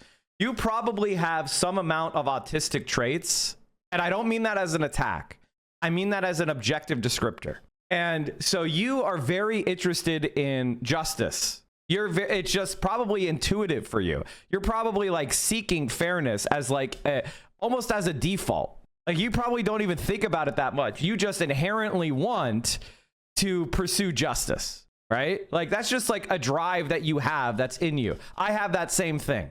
But these are people that are not like that. David Pakman is playing a social game. Maybe intellectually he agrees with certain progressive ideas or he agrees with certain progressive goals, but he's not playing that game where like I see the right thing to do, therefore I need to do the right thing. He's playing a social game. He's playing a how do I advance myself? What moves do I make to advantage myself within the context of this social reality that I'm in? He's playing chess. You're playing checkers. And so these people think I'm a Democrat. That's all I need to do. I'm a good person now. I am a good person. I'm a Democrat. All I need to do is represent that I'm a Democrat. And now whatever helps the Democrats win is what a good person would want. And if you're not and the experts who know how to make Democrats win are the Democratic Party elites that I'm a fan of. So I identify as a Democrat. Being a Democrat is a good person. I'm playing a game to advance myself. And the experts know how to make Dems win. So if you do anything that doesn't comport with what you're being told to do by the people that are in charge of you, well, then you are damaging the team. It's like somebody where they see sports and politics as the same thing. They see you as they're the quarterback, like Nancy Pelosi and Chuck Schumer and Kamala Harris are the quarterback, and you are the lineman. You're supposed to go into the trenches and fight for Kamala. You're supposed to line up against the MAGA guys who are across the line, and you're supposed to bang your head into their head every single day while Kamala Harris makes the big plays. That's what they see your role as. You vote for what she tells you to vote for. You believe what she tells you to believe. You're not in the huddle making plays. You're taking orders, and you root for the team. And the best team players are the ones who do it with the least amount of thinking and the most amount of enthusiasm. That's how they see it. That's how they see politics. Your job is to stand there and eat shit. And the reason why they lose is because you didn't listen to Kamala hard enough. You didn't block hard enough in the trenches. You didn't eat enough shit. Know your role, which is shut up and do what you're told. Because if you were smart, you'd already be in charge. If you were intelligent, you would have already navigated the social system to put yourself in charge. The fact that Kamala Harris is the nominee is evidence that she knows what she's doing to these people because she navigated the system and is at the top. If you were smart, you would navigate the system and you would sit at the top. You would be giving orders. The system justifies itself. If you were if you're so smart at elections, if you're so good at public policy, then why the fuck aren't you the nominee? That's what they literally think. They think politics is like the NFL, and everybody who's at the national level is like LeBron fucking James. And you're the uncle sitting on the couch on Thanksgiving yelling about how they should have ran a play action there. That's what they think of you. They don't think of democracy as give and take. They don't think of democracy as information, like the masses have information they're communicating to the leadership about what they need, and the leadership responds to what the masses want. They think of the masses as inferior and the elites as superior. That's why they're elitist. That's why they're credentialists. That's why they're attracted to people like Pete Buttigieg. He's a Rhodes Scholar. He speaks 7 languages. He's better than you. That's why he should lead. Open Presence, thank you for the 25 gifted subs. So it's a self-justifying hierarchy. Maintaining tight relationships with creators despite their small disagreements with Trump, the Democrats have largely relied on outdated strategies and traditional media to get their message out. Oh, yes. Here you go. Then a streamer who seems to be making a lot of money off of me, Central Committee. It's like Mike from Jersey or something like that. He attacked Vosh or me or both. And then Stephen Kenneth Destiny Bennell II attacked them. God, I wish I knew who was mad at who. I just really don't know. But here are like some clips. I'm trying to understand this as much as other people seem to be. And, you know, I get the feeling that if I was better at drama, like I could have started some kind of beef with Jimmy Dore months ago, and it would have been like great for my show. I just am so busy researching my stories and reading and doing. He follows the Hutch, the Stock Guy, Majority Report. Amazing. My gardening and stuff that I don't know how to start. There I am, top of his recommended channels. The drama with people. But it seems like if there's this many people obsessed with me, there's some opportunity here. Like if I was better at marketing, maybe. Anyway, I'm just going to go through these clips in no particular order. Here is Destiny explains why Vaush's Zionist accusation is weird, even if walked back. Okay, like we're just going to dive into these. I don't even know what's going on. If I said the writing needs to stop, we need to mow down dipshit N-words.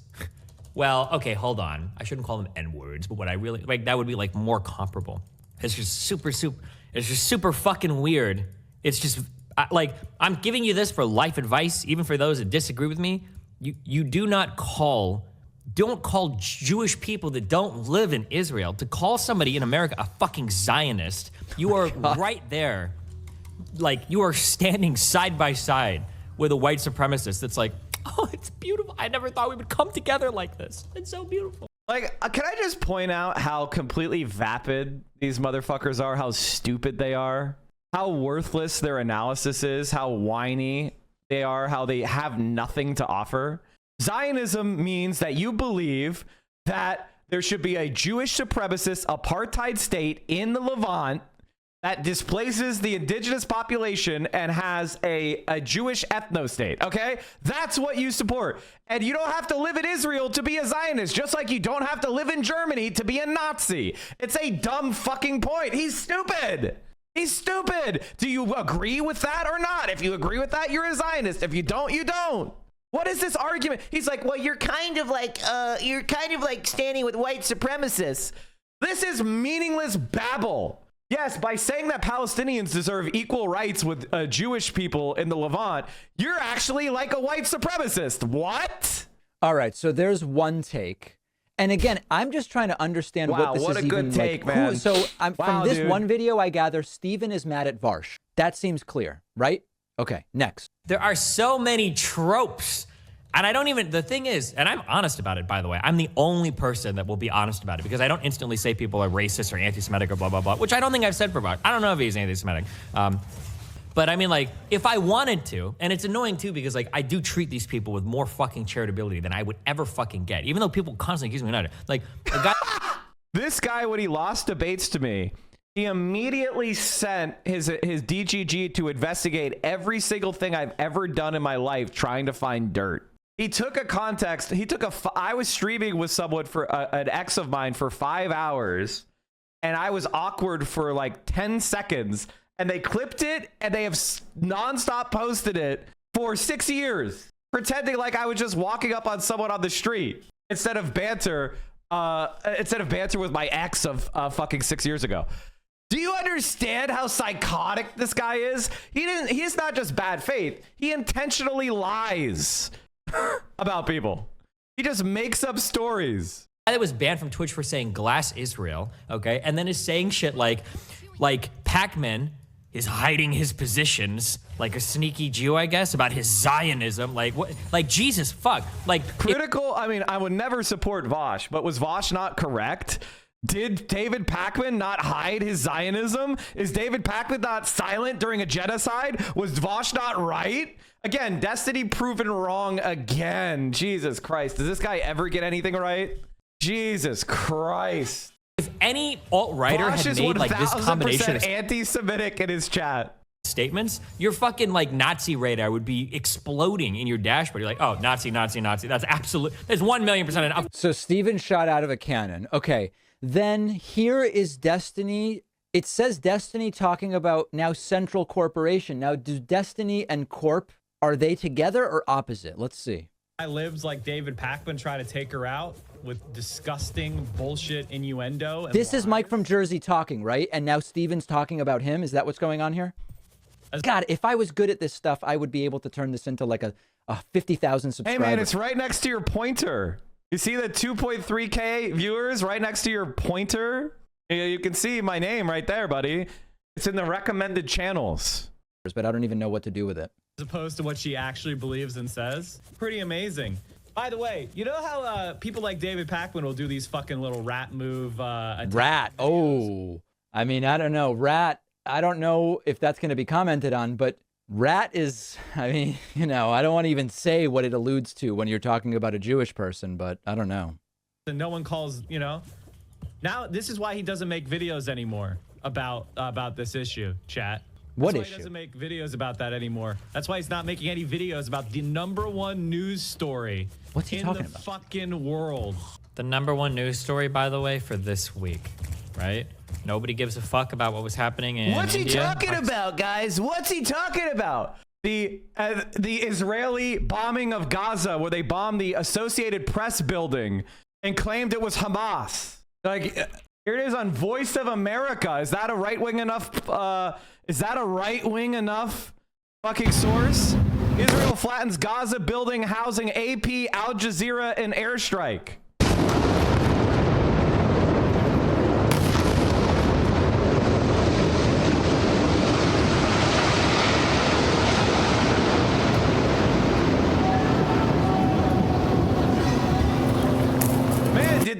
Did the fact that they destroyed the Associated Press building and the Al Jazeera building, did that affect the coverage of the Gaza genocide? What do you think? See all those antennas that are destroyed? All that equipment? So people can't cover the news. Anymore. Nobody really gives a fuck. Oh my god, I found it. Thank you. Hey, Seems to give a thank you for fuck the much 20. about like the Uyghur stuff anymore. Like we suffer from recentism so much when it comes to stories. And It's not only. Wow, I can't believe. Wait. I'm criticizing a news show for not covering the news, and he says, you know, we cover the news too much on news shows. Destiny's arguments are so dumb and so fucking stupid. And David Pakman has to be like, I'm confused. I'm so confused when everything I said is very clear. Dave, if you go back, find my whole video, get the whole context, you cowardly ass bitch. And again, I've been right about these people from day one. And all the scum who orbited them attack me to this day still. This is the thing that really gets my goat, is that the people that were orbiting Destiny at this time, who now cosplay as leftists, they still, to the day, they now pretend like they can criticize me when at the time they were a Destiny orbiter. At this time, when this story was happening, they were a Destiny orbiter. Now they think they can criticize me and try to, you know, make these spaces safer. These motherfuckers, you supported Destiny. Who the fuck are you? That, like, you know, the other thing, but yeah, if they're talking about Israel Palestine, of course I did it.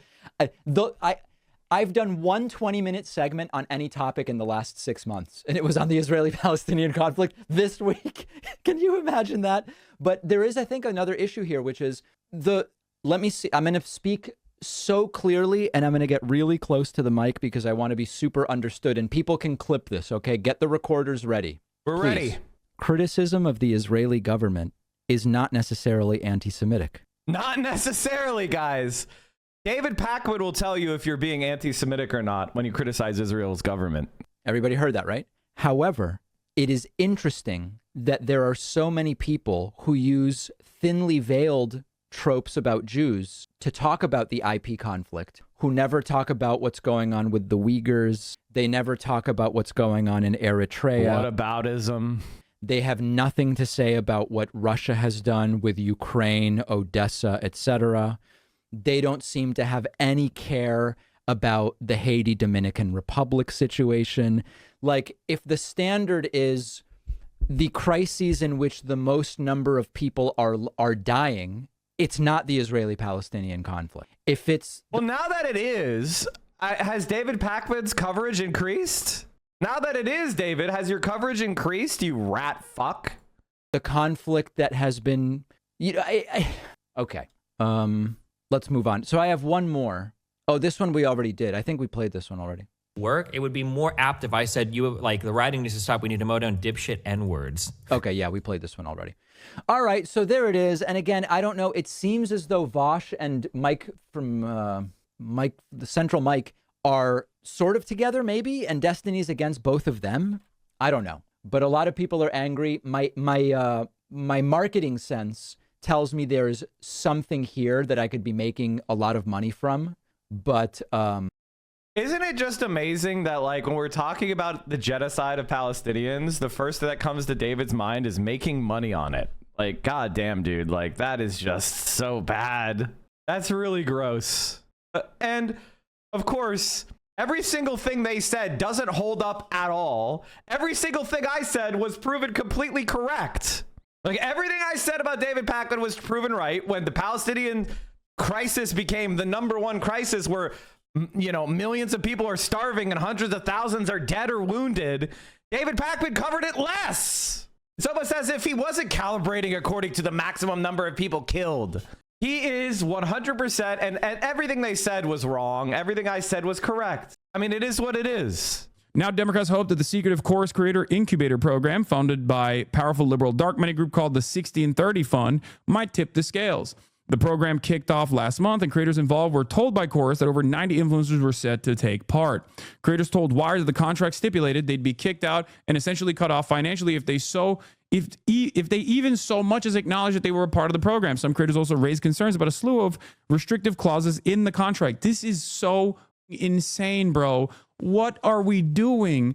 What are the creators doing? What are the liberals doing? What's wrong with you? Why the fuck?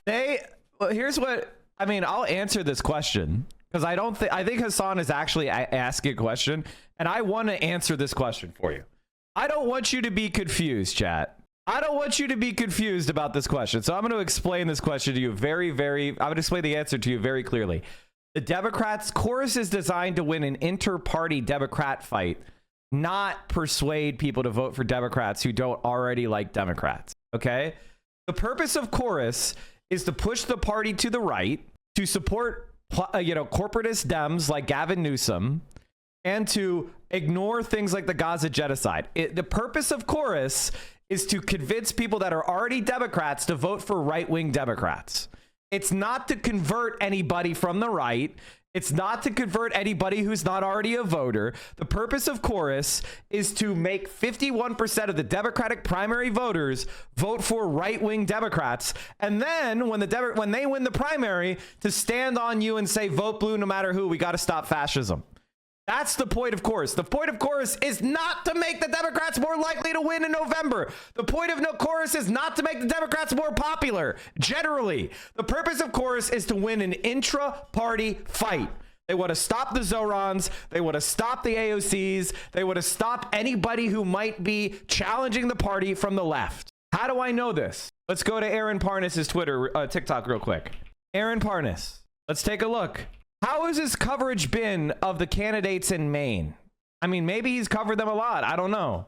I mean, this is literally all he does is read fucking headlines. Did he cover, did Aaron Parnas cover the guy from Maine?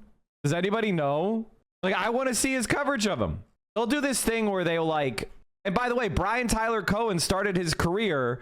His first viral video was a video about AOC. Brian Tyler Cohen's first viral video, the video that got Brian Tyler Cohen going, was a video about AOC. Isn't that fucking pathetic? Wait, this is Lev Parnas' kid? Yes. Fuck, dude, first of all, this is the type of We yell at Tim Pool over because they're getting it from fucking Russia, okay? This is the type of shit we yell at Ben Shapiro over because they're getting money from the same exact funding groups that fund the Republican Party, like the Wilkes brothers and shit. How the fuck are these guys just like running around being like, the Democrats are awesome, liberals are great, Gavin Newsom is hot, I want him to blow my back walls out, I think he's the next president, and then you turn around and you're getting a fat bag from the Democratic Party through shadow donations that you're not even disclosing. What the unimaginably unprincipled. It's also a demonstrable failure. This is what's so annoying about it. That's why I'm out here giving free ball. Okay? What do I always say? Free ball is free. Okay? You want to know what to do? You want to reach out to the youth, young men? I'm giving it out for free. There's also working examples of it. Zohran Mamdani is a working example of it. Okay?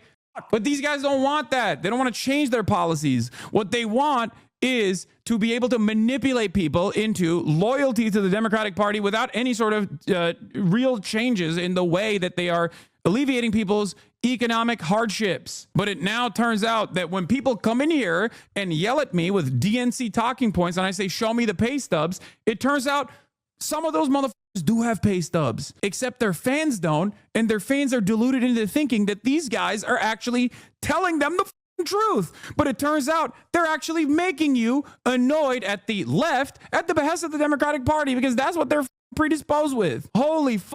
Not that you'd ever accept this, but it just goes to show how principled and consistent you are. This is a roundabout big W for you and vindication for the DNC shit. I'm gonna be honest with you. This group never even entertained reaching out to me. I think they were smart enough not to come to me, or if they did, I didn't hear about it. I'd have to ask my manager, but I don't think this was a thing. Anyway, influence including the communication about the program and in some cases onboarding session for those receiving payments from the 1630 fund, including, oh my God, Olivia Giuliani, the centrist Gen Z influencer who spoke at the 2024 Democratic National Convention. Lauren Piretra, a former Playboy executive turned political influencer who hosts a podcast for Occupy Democrats. Barrett Adair, a content creator who runs American Girl doll themed pro DNC meme account. Suzanne Lambert, who was once called herself a Regina George liberal. Ariel Fodor, an education creator with 1.4 million followers on TikTok. Sandra Jennings, a former TLC reality star and older brother of trans influencer Jazz Jennings. David Pakman, who hosts an independent progressive show on YouTube covering news and politics. David, you've been in this game for so long. What the f are you doing? Lee McGowan, who goes by the online moniker Politics Girls, and dozens of others. The first two declined to comment. The rest did not respond to requests for comment. According to the copies of the contract viewed by Wired that creators signed, the influencers are not allowed to disclose their relationships with Chorus or the 1630 fund, or functionally they're being paid at all. I don't even know how this is allowed. How is this not a violation of numerous points of regulation? I mean, this is a FTC violation, and not only that, but it's like you have to disclose when you have an ad, and you have to disclose if it's a political ad, especially. Actually, that's not true. I don't think you have to disclose if it's a political ad, but it's already, I guess technically not. Yeah, you don't have to actually put hashtag ad if it's a political ad because that's already clocked. Like it's that those payments are all public. You just have to sort through the data. So I guess it wouldn't be an FTC violation at all. One of the examples I'll give you is a Progressive Victory, right? They approached me a million times, but because they were like aligned and affiliated with Destiny, and because they were like being run by Brianna Wu, I was like, I'm not touching that shit. And there's some nice people that work there, some people who are truly ambitious, but what it turned into was a slush fund for Destiny's best friends. And I didn't touch it with a 10-foot pole because I was like, I can't be aligned. Again, these guys tried to appeal to Hassan, but they definitely did not try to appeal to me. And the reason is they know that I'm honest. I'm despised by everybody who's dishonest. And for the longest time, I've resisted saying that because I'm like, it's very narcissistic sounding to be like, only people that are bad dislike me. But at a certain point, it's like Olivia Giuliani hates me. Brian Tyler Cohen hates me. David Pakman hates me. Destiny hates me. Vasha, it's like all my enemies turn out to be fucking freaks. Hutch, Dylan Burns, Hunter Avalon. These are all people who have got after me. Do you guys know how many content creators have come at Mike? Do you understand how many there are? It's actually batshit. With something like this because of the PodSave guys sincerely or cynically defending Chorus. They're cynical scumbags. That I am, the people that are running this, and also the people that they think are good voices to uplift. The people that they're. The thing about pumping up smaller channels, chat, is I used to do that. I used to do that a lot more, but I did so without investigation. So I would just see someone as left wing and I would pump them up and I wouldn't really investigate. And I led you guys astray. I let you go to a lot of places that I don't agree with, that I think are actually harmful and who are really bad people. I'm sorry that I did that. I'm sorry that I like recommended Keffels along the way. I'm going to be a lot better in that. And I'm going to start calling out people that I don't want you to see. I want to start calling out places where I don't want you to go.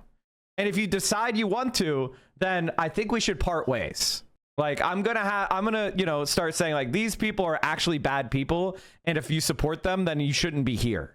Unfortunately, I'm going to have to do that going forward because there's a lot of toxic drama slopping going on. And I'm usually target one. If somebody starts attacking me, they're about to start attacking Hassan. That is what happens. I am the canary in the coal mine. It happens every fucking time. So we're going to start pushing back. Willing to pay to do political advertising. For me, I was like, that's not something that I'm interested in. All of the people who are pro-Israel and all the people who are pro-Destiny unironically got paid. Yeah, you were right. Key, search, disclose. Yeah. She says she takes their talking points and puts them in their own voice, saying she always discloses when she's being paid. When it comes to hawking commercial products or sharing financial advice, federal rules require influencers to disclose when they're being paid. But in a rulemaking last December, the Federal Election Commission voted against similar requirements for influencers spreading political messaging, which is insane, by the way. Why the would you not have to disclose that? Are we kidding? But yeah, in the United States of America, if you are a political operative, you do not have to disclose that you're getting paid to say certain things, which blows my mind. I'm a professional fundraiser. Someone who is collecting checks from a campaign will show up on that campaign's FEC report. Yeah, exactly. That's precisely the reason why I said, like, because it's public on the back end, technically they can get away with saying, oh, you don't have to disclose it, which is bullshit. If it's a super PAC, it could be disclosed, or it could say it's paying some other PAC that's paying some other PAC, etc. The real dark money, though, is the 501c3s and the 501c4s, since they do not have to report. Exactly. It's so fucked up. And it's so goddamn annoying. Anyway, does the liberal influencer believe to have been approached by Chorus about 1630 fund financing opportunity this spring? They were told that Chorus appreciated the work that they were doing online and were asked if they'd be interested in being part of the first. Chorus appreciated the work they were doing online. And there you have it, chat. This is an ideological group. This is a group that's like, I'm looking at all the content creators in the left-wing space, and I pick David Pakman, Aaron Parnas, and Brian Tyler Cohen. Wow, I wonder what they are. Are they all large, progressive, except Palestine Zionist creators who punch left? Well, you don't say. Do they make slop news reading content without any hint of analysis? Well, you don't say. Cohort of a new. Were they the people that were propagandizing about how Joe Biden is the only one who can beat Trump? Are they the guys who were propagandizing about how it's too late for anybody to drop out of the race? Program that Chorus was running to help expand their reach. How many times did like David Pakman say dropping out is unrealistic before he suddenly pivoted and said it was a good idea? PAC creators told Wired. But following the initial outreach, many creators expressed concern. Hey, Mike, I need to say, after told me that I had, quote, capital L loser take, that AOC and most of the squad were sellouts, I'll add Bernie to the list. Sounds like maybe you've changed your mind. My general feeling is most of the squad are actually very good on most issues and haven't sold out shit. The problem is they're cowardly and they're not good leaders, which is just an objective take. And I've always had that take. I've always been like, they need to speak out more. The problem is that sellout is a term that doesn't really give you any more specificity. What are you exactly trying to say? Are you saying that AOC has sold out to Israel? AOC has sold out to like electoral considerations? Like, you got to be more specific. The problem is AOC just, and I'll be honest with you, I don't think she's sold out. I just don't think she's very good at this. I don't think she knows how to react to criticism. I don't think she has very good analysis of politics, and I don't think her moves are very intelligent. I don't think it's that she's sold out. I just think she's bad at this. That's all I'm saying. Like, is that square the circle for you? About some stipulations, according to the copies of the. She takes people online far too seriously. On the contrary, she doesn't know how to separate the wheat from the chaff. AOC doesn't know how to separate criticism from schizos and weirdo freaks from good faith left-wing advice to make her more popular. She doesn't know how to like read the room. That's a far more concerning take than taking the internet too seriously. She doesn't know how to like look at the internet, look at the way trends are going, and ride the wave. Contract viewed by Wired, creators of the program must funnel all bookings with lawmakers and political leaders through Chorus. Creators also have to loop Chorus in on any independently organized engagements with government officials and political leaders. If I want to work with another politician, I have to fully collaborate with them, said one creator who was offered the contract but ultimately declined to take it and asked not to be named. If I get Zoran and he wants to do an interview with me, I don't want to. Parnas tweeted out shit, I'm proud Joe Biden stands with Israel. Yeah, exactly. I've said before and I'll say it again. Don't believe the polls and don't listen to the media. This poll had Joe Biden at 69% in South Carolina. He won with over 95% of the vote. That way they want to stir up trouble because that's what makes the money. Don't fall for their trap. Joe Biden is the strongest incumbent in recent memory. Like, this is more damning to me. This is more damning to me than taking chorus money. He's just really bad at this. Even anybody who's not a moron realizes that this is an uncontested primary. And so the people that are undecided just didn't show up. And that exactly tracks, if you eliminate the undecideds, and this is approximately around 90-some% for Biden. Like, of course. What the fuck are you talking about? He's so stupid. To give that to them. Creators in the program are not allowed to use any funds or resources that they receive as a part of the program to make content that supports or opposes any political candidate or campaign without express authorization from Chorus in advance and writing per the. By the way, you're going to make political content without opposing any political candidate? You're gonna make content without actually talking about electoral politics? That's all you guys talk about. Contract. The contracts reviewed by Wired prohibit standards of partnership disclosures, declaring that creators will not publicize their relationship with Chorus or tell others that they're members of the program without Chorus's prior express consent. They also forbid creators from disclosing the identity of any funder and give Chorus the ability to force creators to remove or correct content based solely on the organization's discretion if that content was made at a Chorus organized event. God damn, this shit is so ass, bro. It's so, I mean, Republicans are going to make mincemeat out of this. Actually, I don't know. They're probably too busy fucking talking about how woke Cracker Barrel was and doing victory laps over how not woke it is now or some shit. To actually pay attention to this stuff. But like, they used to make a mountain out of a molehill with like any kind of DNC pay stubs that like Harry Sisson got. So this is the big Monty. This just basically shows exactly where we're at. There are some real great advantages to housing this program in a nonprofit. Graham Wilson, a lawyer working with Chorus, said to creators on a Zoom call reviewed by Wired. It gives us the ability to raise money from donors. It also, with the structure, it avoids a lot of the public disclosure or public disclaimers, you know, paid for by blah, blah, blah, blah, blah, that you see on political ads. We don't need to we don't need to deal with any of that. Your names aren't showing up on like reports filed with the FEC. Wilson did not reply to a request for comment. The Federal Election Commission also declined to comment. The goal of Chorus, according to a fundraising deck obtained by Wired, is to build new infrastructure to fund independent progressive voices online at scale. The creators who joined the incubator are expected to attend regular advocacy trainings and daily messaging check-ins. Those messaging check-ins are led by Cohen on rapid response days. The creators who have to attend at least 2 Chorus newsroom events per month, which are events Chorus plans, often with lawmakers. Elizabeth Dubois, an assistant professor at University Research Chair in Politics Communication Technology at University of Ottawa, who has researched the ways influencers are reshaping the U.S. political system, says that we are seeing influencers being pulled into They're lying about donors, saying a lot of people donate to 1630, but the reality is the top 4 largest donors comprise 2/3 of their funding and are undisclosed. Exactly. Of course, it's dark money and it's Democratic billionaires, you know, of course. It's right-wing Democratic billionaires. It's not a surprise. Dark campaigns or shadow campaigns where the legal aspect is murky at best. Sometimes it is actually clear that influencers are being used to, for example, evade spending limits, she says. I think that we need... See, the thing is, if Donald Trump doesn't care about this because he knows these people they're the type of people that Donald Trump wants to run against. Donald Trump wants to run against Aaron Parnas and David Pakman and Brian Tyler Cohen Democrats. That is the fascist dream. They want corporate Democrats. They want Macronian Democrats. They want these losers to be the Democratic Party. So they're not going to do shit. They're going to be like, yes, let the weakest candidates in the Democratic Party win.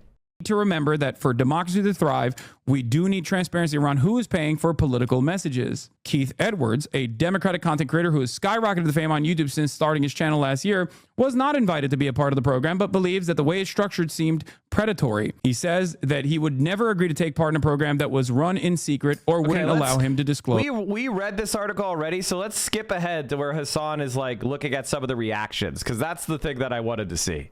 Not the Democrats, the party itself that is the problem. It's the voters that are not invested enough in harm reduction narratives and whatever the motivates people to go out and vote for the Democrats. This is devastating because it's also consistently led to the Democratic Party's demise over and over again and led to two major defeats against a incompetent charlatan fascist like Donald Trump. It's completely unacceptable.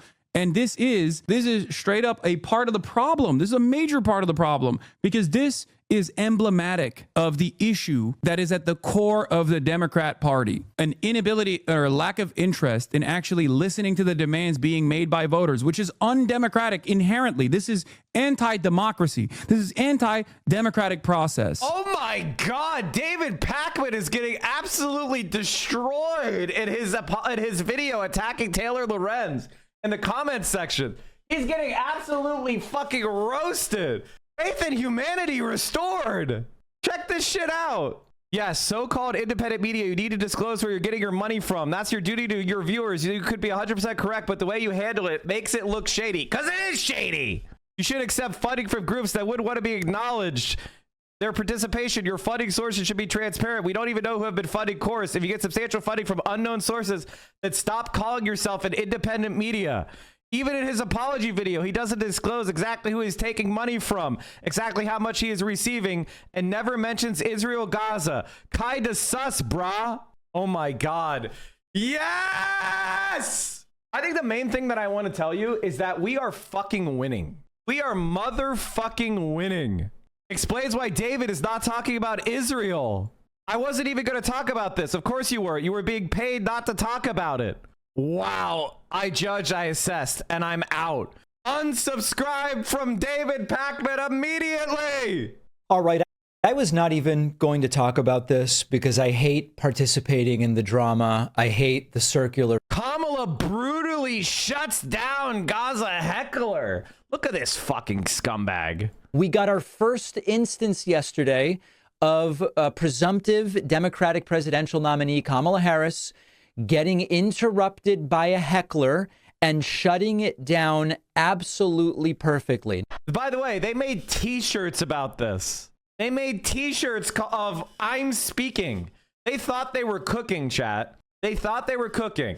They thought they were cooking because everybody, including myself, was like, okay, maybe Kamala Harris will get the memo and she'll be a little bit smarter on Gaza. Maybe she'll even say she'll end the war if she wins. Maybe she'll do what happened when LBJ didn't run for a re-election in '68 and Hubert Humphrey broke from LBJ on the Vietnam War, which was one of the most one of the biggest events of the 1968 campaign, and it almost got Hubert Humphrey almost won because he broke with Nixon on Vietnam. It saved his campaign. He was way down in the polls. He broke with LBJ on Vietnam and he surged, but it was just not quite enough, and Nixon was able to get across the finish line. We thought, well, maybe Kamala Harris will do the same. And if she does, I'll be able to go to war for her. I'll be able to say, you have to vote for Kamala to stop the genocide. I was sitting there. I was ready. I was like, please just tell me you hate Biden on Israel. Just say you're going to end the war. Give us something. And she told us this. He intends to surrender our fight against the climate crisis, and he intends to end the Affordable Care Act. You know what? If you want Donald Trump to win, then say that, otherwise I'm speaking. Why are you doing this at the Kamala Harris rally? They never... She's the vice president of the United States of America, David! She's the second most senior member of the Democratic Party's administration. Where else do you protest but the leader of the country doing the genocide? This is like, how dare you protest how dare you protest Himmler? How dare you protest Himmler? Heinrich Himmler on the genocide. Don't you know there's a war going on? What the fuck? Test the Trump rallies. Trump wasn't president! And yes, people protested the Trump rallies. Again, do you see what the purpose of this is? Look at the soulless eyes of David Pakman. Do you see the purpose of this video? The purpose of this video is to cause intra-party damage. I mean, if I were being honest, I think David Pakman is an agent of Donald Trump. Like this does more damage and helps Trump more than a million protesters saying end the genocide in Gaza. Like he's is he there? He's staring off into space. There's nothing behind. There's no light behind his eyes. What the fuck is going on? David Pakman's very blue eyes are shining. I mean, it's crazy. It is crazy to attack the people that are desperate to stop a genocide. I mean, God damn it. It was over a year after October 7th. How much more revenge could Israel need? David, how much blood do you need before it's enough? How many Palestinian children need to die? All of them? How many Palestinian children is enough for David Pakman? With this stuff, Trump would allow Gaza to be destroyed flat out. And this is why it gets disappointing to me, because we end up with, fortunately, I'm not seeing that much of it this time. 6 months ago, there was more. But you even see some progressive commentators, people in my position, kind of virtue signaling around how great it is that the protesters are taking it right to Kamala and this sort of thing. I really care about the effect that this election is going to have on people all over the world and in the United States. And Kamala Harris is the better candidate on every issue compared to Trump, including on Israel-Gaza, including on what would be best for the Palestinian people, period. If you can't see that now, we're talking about weeks before the election. It's not even really 3 months because we're already almost halfway through August. We're talking about 2+ months. It is legitimate to ask these protesters, what do you actually want? What are you actually trying to do?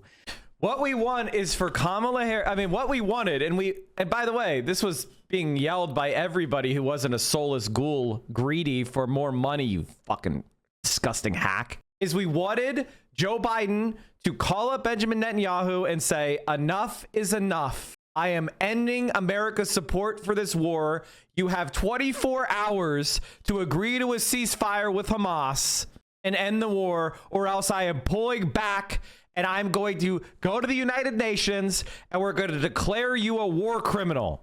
You have 24 hours. And if you want to fight me, fight me. The American people don't like you anymore. Israel has lost support of the American people. I will fight you, BB. Either you stop this war or else. And you know what BB would have done? He would have said, yes, sir.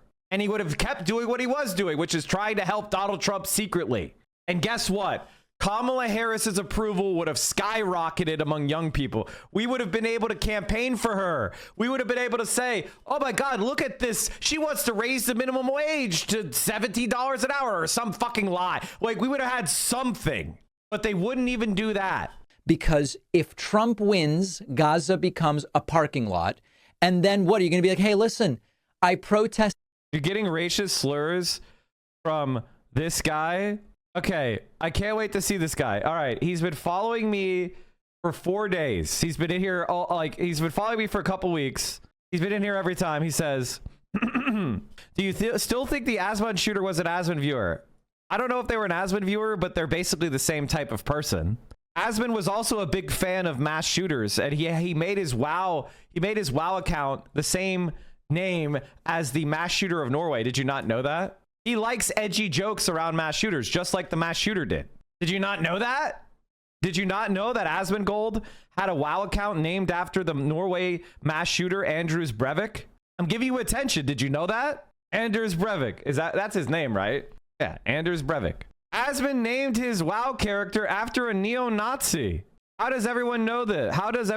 Or are Asmongold's Brigade just downplaying this? Oh, archived post removed by the moderators of livestream fail. Quality, old news. But yet, they posted my 11-month-old clip.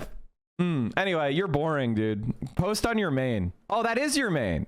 Looking for a RuneScape girlfriend. How's that going? How's that going? Firing squad that often builds on the left. But it's really important that my audience know what's going on. So I am going to talk about it. I was named in an article in Wired yesterday. And the article is about a so-called dark money group on the left called Chorus. And I'm named in the article along with other creators as being part of the group. And since this article came out, I've heard from a bunch of you. David, did you sell out? David, is the DNC telling you what to say? How could you do this to us? I knew back in 2021 when you had the following to say that you must have been getting paid by someone, and here's the proof. And I was not even going to give this the time of day, but my relationship with you, my actual audience, is the most important thing. And so I decided to do this segment. I mean, I want you to understand, chat, that MSNBC is better than David Pakman. Like, it's better for you to get your news from MSNBC than Aaron Parnas, David Pakman, and Brian Tyler Cohen. They're actually less ethical majority of the than MSNBC now. Allegations that Israel's committing genocide in Gaza happened in the time. So what's the point of independent media that's more sycophantic to the Democratic Party than MSNBC? What's the point of you? Why do you exist? What's the point of paying any of these guys? What? So they could just spread propaganda and lies? That Jake Sullivan was in office. This was happening while he was in office. I don't want to say it was worse or better. I don't want to say it's gotten worse. Its situation is obviously disastrous. But how do you explain what Jake Sullivan is doing now there when you have every major international human rights organization, Israeli human rights organization, have come out and said this is a genocide? Famine has been declared in Gaza City. And he's not coming out and saying, I have been encouraging people to cut military aid to Israel.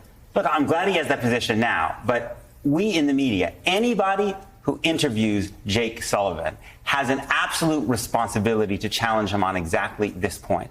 The International Court of Justice said there was a plausible case of genocide when he was National Security Advisor and ordered Israel to stop its military offensive. The International Criminal Court convicted Benjamin Netanyahu of the war crime of starvation when he was the National Security Advisor, and Jake Sullivan and Joe Biden's administration told the International Criminal Court and the International Court of Justice to jump in the lake. So anybody who's going to interview Jake Sullivan on this question has to ask him how he can possibly take this position now and do the things that he did in office. Dan, I know you were at the White House at the same time. You weren't on the National Security Council, but you were in a senior level position.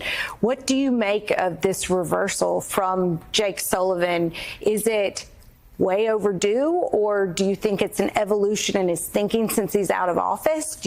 I mean, the reality is MSNBC is biased, MSNBC is right-wing, MSNBC is corporate media, and it's better than David Pakman. It is objectively more valuable and more interesting and better made than David Pakman. I don't know why you would ever watch David. Why the fuck are you watching David Pakman? They're having a more reasonable discussion on this and these guys just don't talk about a genocide? I mean, like, what is the fucking point of these people? What is the point? It doesn't make sense to me. It's one thing if you're, like, I know why I exist. I exist because I'm one of the only people that actually has political experience in electoral campaigns as a leftist who's making a political show. There's almost no one else out there that actually does. And I because I made my show in 2019, I was able to catch the COVID spike, and I was able to build up my show from that. So I have a perspective, and I'm a far leftist.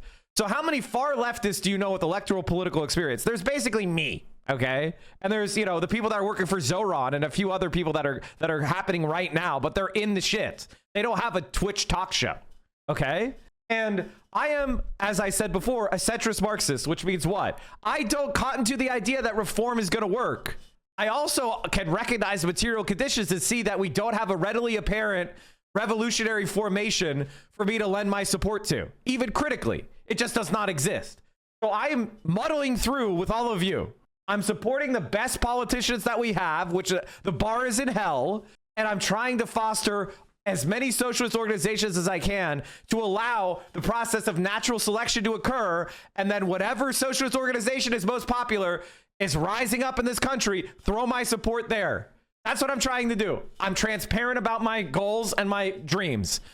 I want to support the best politicians I can, but recognize that they're going to come up short. So we need to build outside organizations to put pressure on them and try to achieve whatever we can within my lifetime. That's my fucking goal. Anti-imperialism, socialism, and I'll grab any straw I can. You could say it's desperate, but I am doing something different. There's not a lot of people like me. Hassan is probably the closest person to me on the internet. Now, I was more pro-China than Hassan for the longest time. Now he's trying to steal my fucking entire game by becoming pro-China. I was more skeptical of the Democratic Party and the establishment centrist that he was. And I was more in favor of being harsher against the right than he is. That's my differences with Hassan, okay? In a nutshell. But we largely agree on 99%, 95% of things. And we're good colleagues, friends, comrades. We support each other. Will I live stream the September 3rd parade? Maybe some highlights.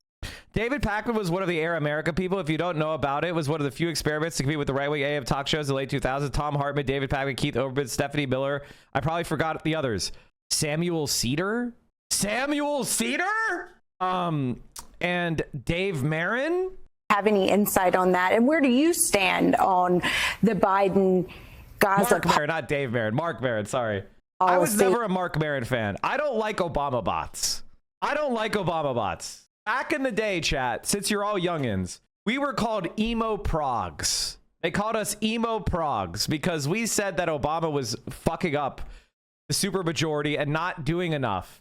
And that he was breaking his promises against the war on terror and the Iraq war, and that it was a massive mistake that was going to haunt us for decades. And they called us emo progs. And Mark Marin, these were Obama bots. Obama could do nothing wrong. He's playing three-dimensional chess. You're just not smart enough. In retrospect, I think here's what's really frustrating Democrats at a high level. I think the majority of people are concerned about Israel's security, concerned about anti-Semitism, and concerned about bringing the hostages home. I don't think anyone is debating that. But when you have the highest number of child amputees per capita in Gaza, when you see the tens of thousands of children being killed, when you're seeing nowhere near as enough aid come in, and the approval rating, if you look at Democrats of what's happening, is 8%. And then you have Democratic politicians not even... I mean, this is better than anything Aaron Parnas or David Pakman have said in the entire Israeli genocide. This 2 minutes on MSNBC is way better than anything they've said. I mean, legitimately, this is actually decent. Legitimately, it's actually factual. Legitimately, there's actually analysis going on. Legitimately, they're actually talking about the tension between the Democratic Party base and the policies that are being enacted. This is more valuable than anything they've ever fucking said about anything. Why the fuck do we need David Pakman? This is pathetic. Acknowledging it. Yeah. That's where people just... I'm sorry for yelling, chat, but I just get so fired up. I don't understand why people watch people like David Pakman. He's useless. He brings nothing to the table. He's just there to make money. Faith in elected officials that they think should be representing them and speaking their voice. And so that omission, I think, is just frustrating everyone right now. Yeah, but what about when Biden was president and those child amputees were piling up and up and up, and Biden continued sending the aid? Well, look, I think we're seeing now that it's clear that with regard to... Open presence, thank you for the 25 gifted subs. You are a king. We love you. I appreciate you. Mike, please explain. I genuinely don't understand why Libs in the USA will still not attack the idea of party democracy as a bad thing in and of itself. In the UK, party democracy was openly opposed by saying that it made Labour unelectable. Why the difference? The primary system in America was a progressive reform to try to challenge the power of political machines. That's why we have party primaries. It's because there was a progressive movement in America, and it hijacked both political parties. And so they were able to enact these, like the primary system. But the problem is political machines are still very powerful and they're still able to win most of the time. But our parties are not real parties. And because of the primary system, people think the Democratic Party is one thing, but it actually is another. We don't have party democracy, meaning like All registered Democrats don't get to vote on the DNC leader. It's like you vote for, how you actually pick the DNC. Do you want to know? Is each Democratic Party elects DNC people. How do they elect DNC people? In Pennsylvania, you vote for people who are elected as Democratic Party members, right? So you run for like the state party, and then you get elected to the state party during primaries, and then you go to the state party convention, and then in the state party convention, those delegates vote for DNC members. And then, so it's like 3 layers of representation to get to the DNC. It's not like voters vote on who should lead the DNC. Can you imagine if we had a Democratic Party vote at a convention where anybody who was a paying member of the Democratic Party could come and vote for who they want to lead the Democratic Party? We would fucking win. We'd have a completely different party. It would be far left to where it is now. So the Democratic Party establishment despises democracy because they know they're way to the right of the actual voters in the Democratic Party. Israel policy, a large number of Democrats are coming out against, are coming to withhold aid, and I think that's important. I think Jake Sullivan's stance right now is the right one. I want to talk about Cindy McCain, radical leftist Cindy McCain. We have some video of her on CNN. I'd love to. I saw, as you can imagine. Did you see the article about Kirsten Sinema, the Wall Street Journal, about what she's doing now and how much money she's clearing annually? Yes, I know. I did pull that up, coping skills, and it is actually making me mauled. But it's one of those stories that only I care about. It's one of those stories that only I care about.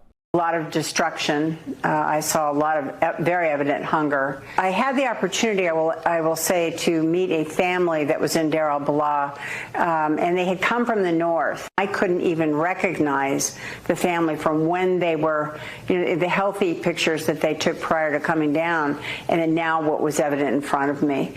So the question is, what is it going to take? Right? She was married to a Republican senator. I mean, what does it take for our electeds to do something? The challenge is you have a president who doesn't view the Palestinian people as human.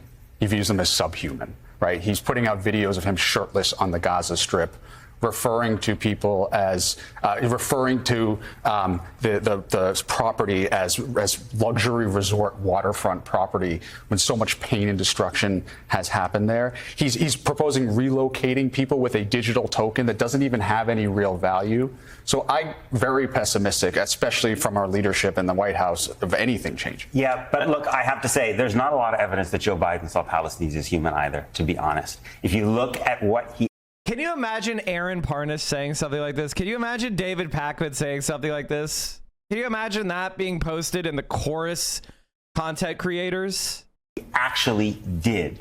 What he actually did as president. He never genuinely faced the suffering of Palestinians, and he never did anything to alleviate it. He continued to send the weapons again and again and again to protect Israel diplomatically, to set the stage for this. Is Trump more ghastly and more cruel? Absolutely. But sadly, I feel like when the historians look at this, they're going to see this as a bipartisan moral catastrophe, not just a Republican one. Let me play for you something about that point. I'll get your thoughts to it. This is Benjamin Netanyahu speaking to Patrick Bet-David. He was asked about October 7th. Take a listen to this and I'll get your thoughts. You're saying Hamas would have had the audacity, even under Trump, to have attacked, or no, they would have feared him?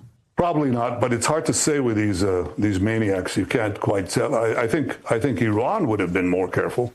The reason why we wanted to play that soundbite is to kind of connect the dots between what the Prime Minister of Israel is saying and what he did under the Biden administration. I go back to this for a second, not to relitigate it, but because I think it's important that for Americans to understand, why is it that Democratic and Republican politicians continuously get outmaneuvered by the Israeli Prime Minister? Joe Biden did everything he can to support the Israeli Prime Minister. He bear hugged him. You remember the rhetoric that we were hearing was that they were going to give him the kind of private talking, if you will, not publicly do it because it's, the big brother, little brother relationship that they left it out.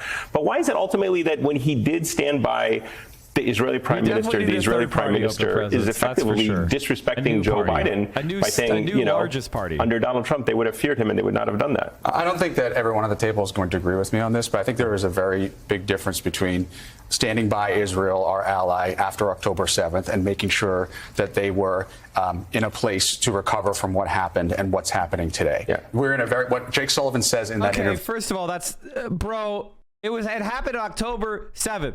2023. Joe Biden's election was more than a year later. His re-election campaign, election day, was set more than a year later. How much revenge do you need? And the majority of damage and deaths happened under Biden. Now, maybe it'll get even worse. Maybe it'll get even worse going forward. But let's not pretend that Joe Biden doesn't still own this genocide. If you listen to the whole thing, is that we are in a very different position today with the condition of the adversaries to Israel than we were on October 7th. Joe Biden was never putting out videos of him shirtless on the Gaza Strip. He was never mocking the Palestinian people, and I think that is a difference. Sorry, the Israeli defense minister said on October 9th that Israel was going to cut off all food, all water, all electricity. On October 9th, we had good reason to know that Israel would wage its assault on Gaza in this way, and Joe Biden kept the weapons going.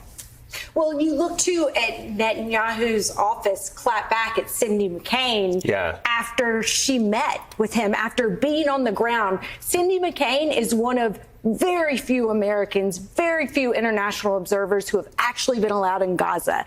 And I wish we could have run more of her. We lost a second chat. Interviews from this morning, speaking unsparingly about the famine that's happened, a report which she gave to Netanyahu and to his office, and they disputed in the aftermath. That's John McCain's widow that they did that to.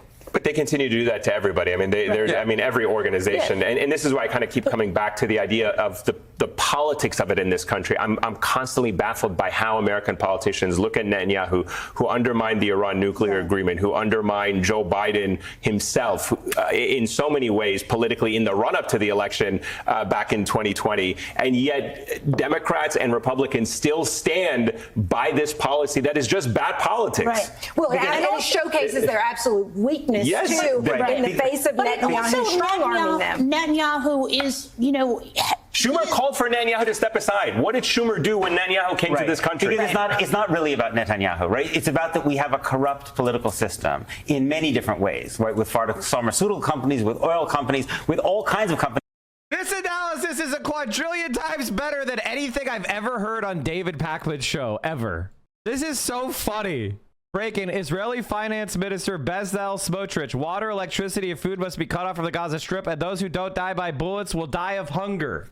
That lead all kinds of interests that lead the Democratic Party to go contrary to its stated values. And this is the same story. Right. Many of these politicians are getting very large amounts of money from pro-Israel donors, and it is leading them to act in ways that are fundamentally at odds with their stated values. And when a politician finally emerges who can speak with some clarity about what he actually does believe when it comes to genocide and famine in Gaza, like Zoran Mandami, he's hugely, hugely controversial and maligned among the Democratic Party. But also popular among voters. Among the voters that the Democrats actually want to win and need to win. So we're going to have to leave it at that, Thanks so much for being with us. I mean, like, honest to God, that clip, that 9-minute segment was better than the entire accumulated refuse known as David Pakman's career. David Pakman's career is an entire, you add it all up, it's worse than that 9-minute segment. He is an absolute fraud, period. I also was told that other creators, like a Twitch streamer named Hassan Piker, were covering this in ways that don't reflect the reality of the situation and are perpetuating. By the way, this is a close friend of Destiny. Close friend of Destiny, chat. David Pakman, Brian Tyler Cohen, Destiny Orbiters. I mean, Destiny reacts to crazy debates and being attacked by the left. Destiny versus Dennis Prager. Jake explodes versus Destiny. David announces debate with Destiny, Steven. But I mean, look how much collaborations they do.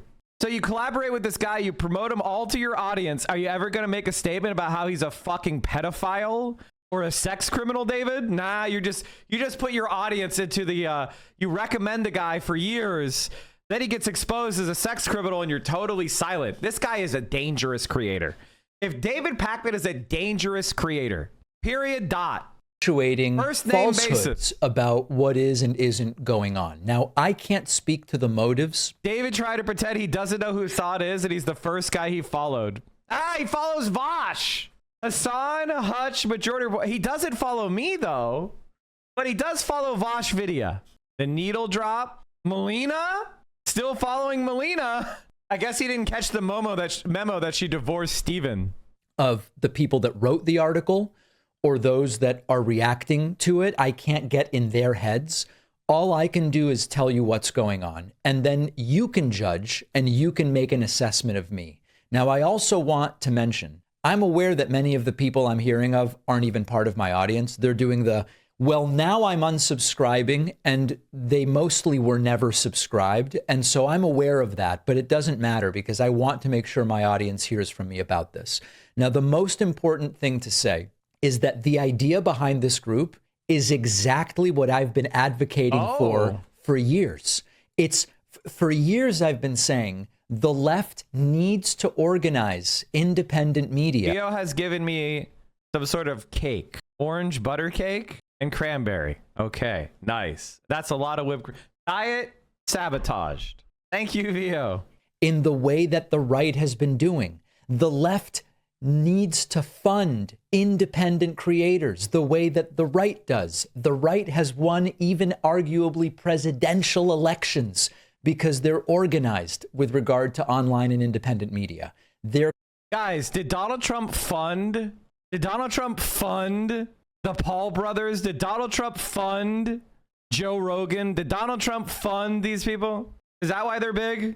Or did Donald Trump engage organically with his grassroots base, with where regular people are?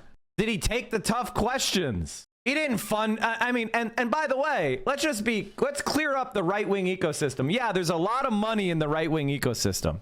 No doubt about it. The right-wing ecosystem is absolutely chock full of money. That's true. But you know what the right wing actually does? They at least triangulate toward their base. Donald Trump is not the person that Republican Party establishment wanted to be president. Donald Trump is not the candidate the Republican Party establishment would have picked. Donald Trump is the pick of the Republican Party base. And the Republican Party and the Republican donors have accepted that.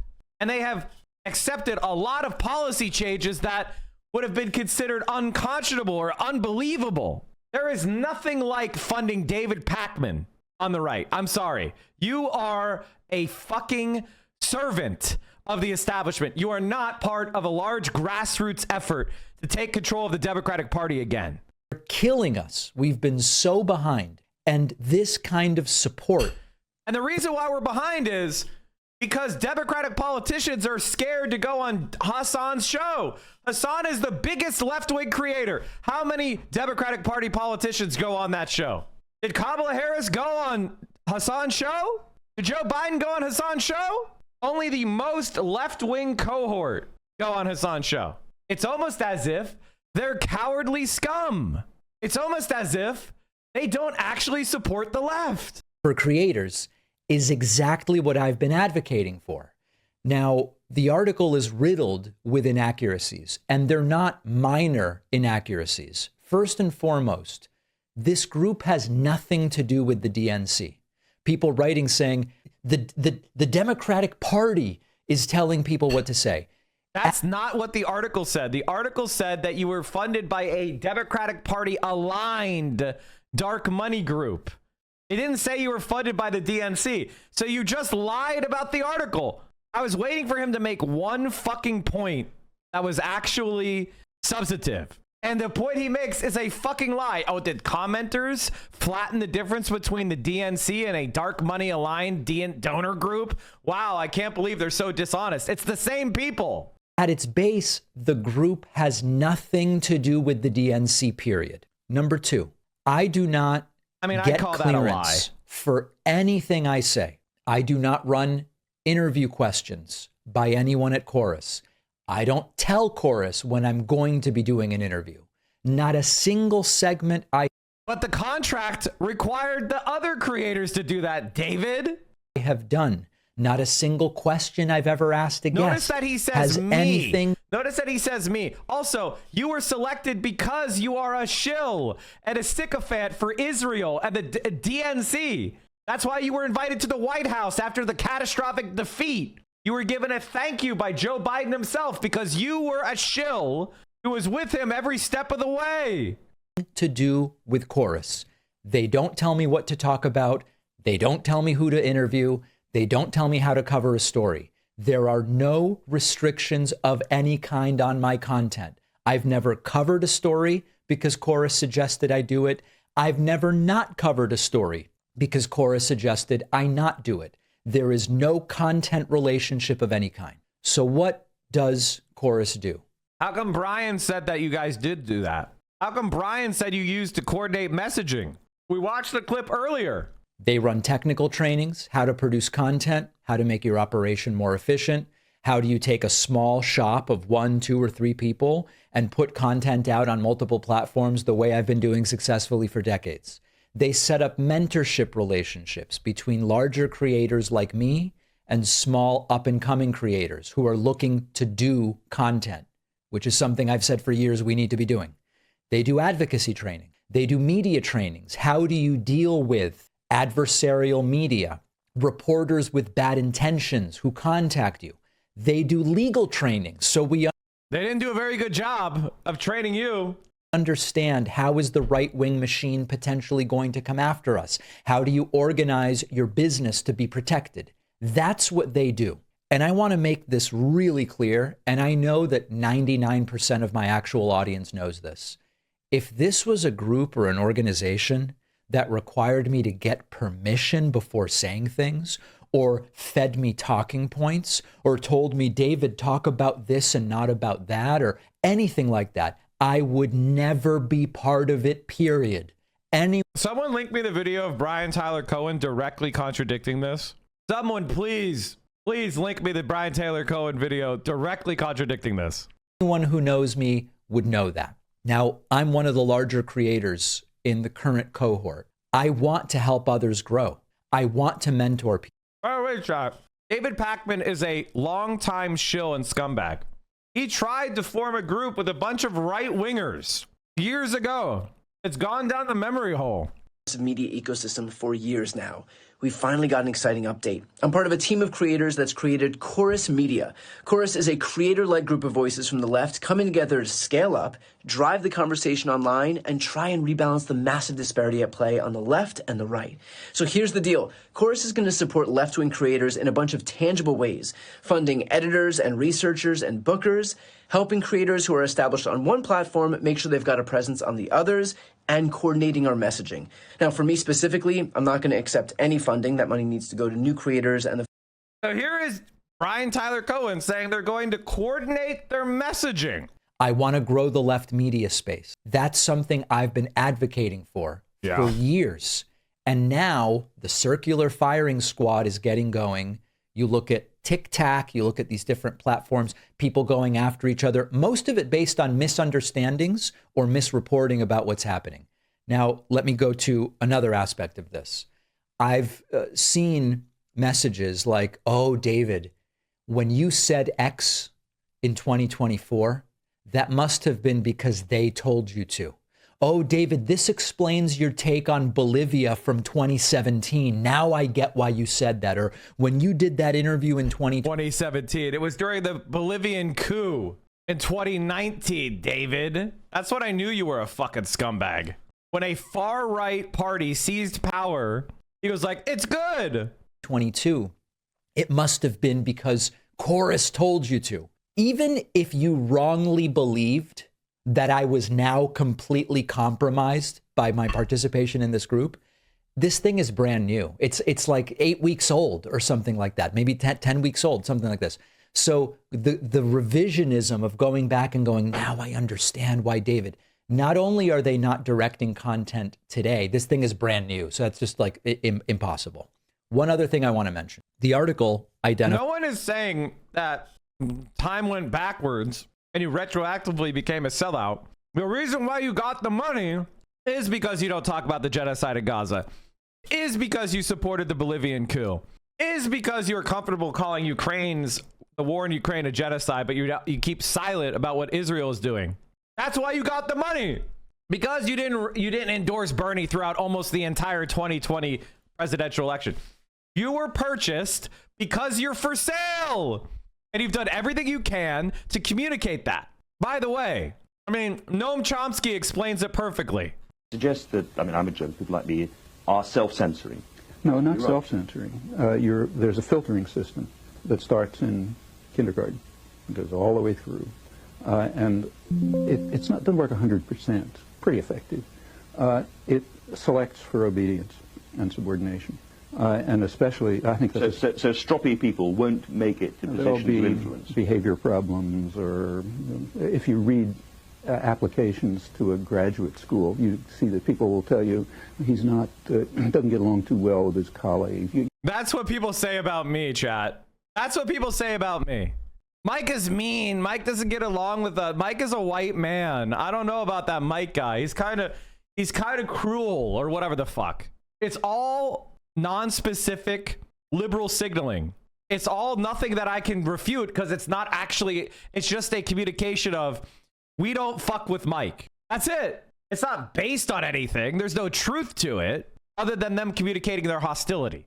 And if somebody doesn't fuck with me, you should leave their community because they suck shit. And there are no exceptions. Now, obviously, that's my personal opinion. But if you value me, I would ask you not patronize people who are been my enemies for years. And because if you look at why they originally hated me, it's really evil shit. You know how to interpret those things. I'm just interested in this because... Mike, you keep Destiny relevant. Amazing. I was brought up, like a lot of people, probably post the Watergate film and so on, to believe that journalism was a crusading craft and that there were a lot of disputatious, stroppy, difficult people in journalism. And I have to say, I think I know some of them. Well, I know some of the best and best-known investigative reporters in the United States. I won't mention names, but whose attitude toward the media is much more cynical than mine. In fact, they regard the media as a sham. And they know and they consciously talk about how they try to play it like a violin. If they see a little opening, they'll try to squeeze something in that ordinarily wouldn't make it through. And it's perfectly true that I'm sure you're speaking for the majority of journalists who are trained, driven into their heads, that this is a crusading profession, adversarial. Universities are now focused on vacuous liberal policies in application letters to filter out would-be activists. After Gaza protests, more colleges try to out an old-fashioned ideal. Civility. You're not civil, guys. You're not civil about the genocide that's going on. We stand up against power, a very self-serving view. On the other hand, in my opinion, I hate to make a value judgment, but the better journalists, and in fact the ones who are often regarded as the best journalists, have quite a different picture, and I think a very realistic one. How can you know that I'm self-censoring? How can you know that you're journalists self-censoring? I'm sure you believe everything you're saying. But what I'm saying is if you believe something different, you wouldn't be sitting where you're sitting. So basically, David Pakman is a representation of the Democratic Party trying to do what they've done with mainstream media online. And I gotta tell you, it's worse. David Pakman is worse than MSNBC. David Pakman's show has less value journalistically and analytically than MSNBC. If you stopped watching David Pakman and you started watching more MSNBC, I actually think you would get smarter. It's not even about watching me or Hassan or any of my friends. If you just stopped watching this guy completely, nothing of value would be lost. He has nothing. He brings nothing to the table. My friend Brian Tyler Cohen as the co-founder of this group. And now he's being attacked as well.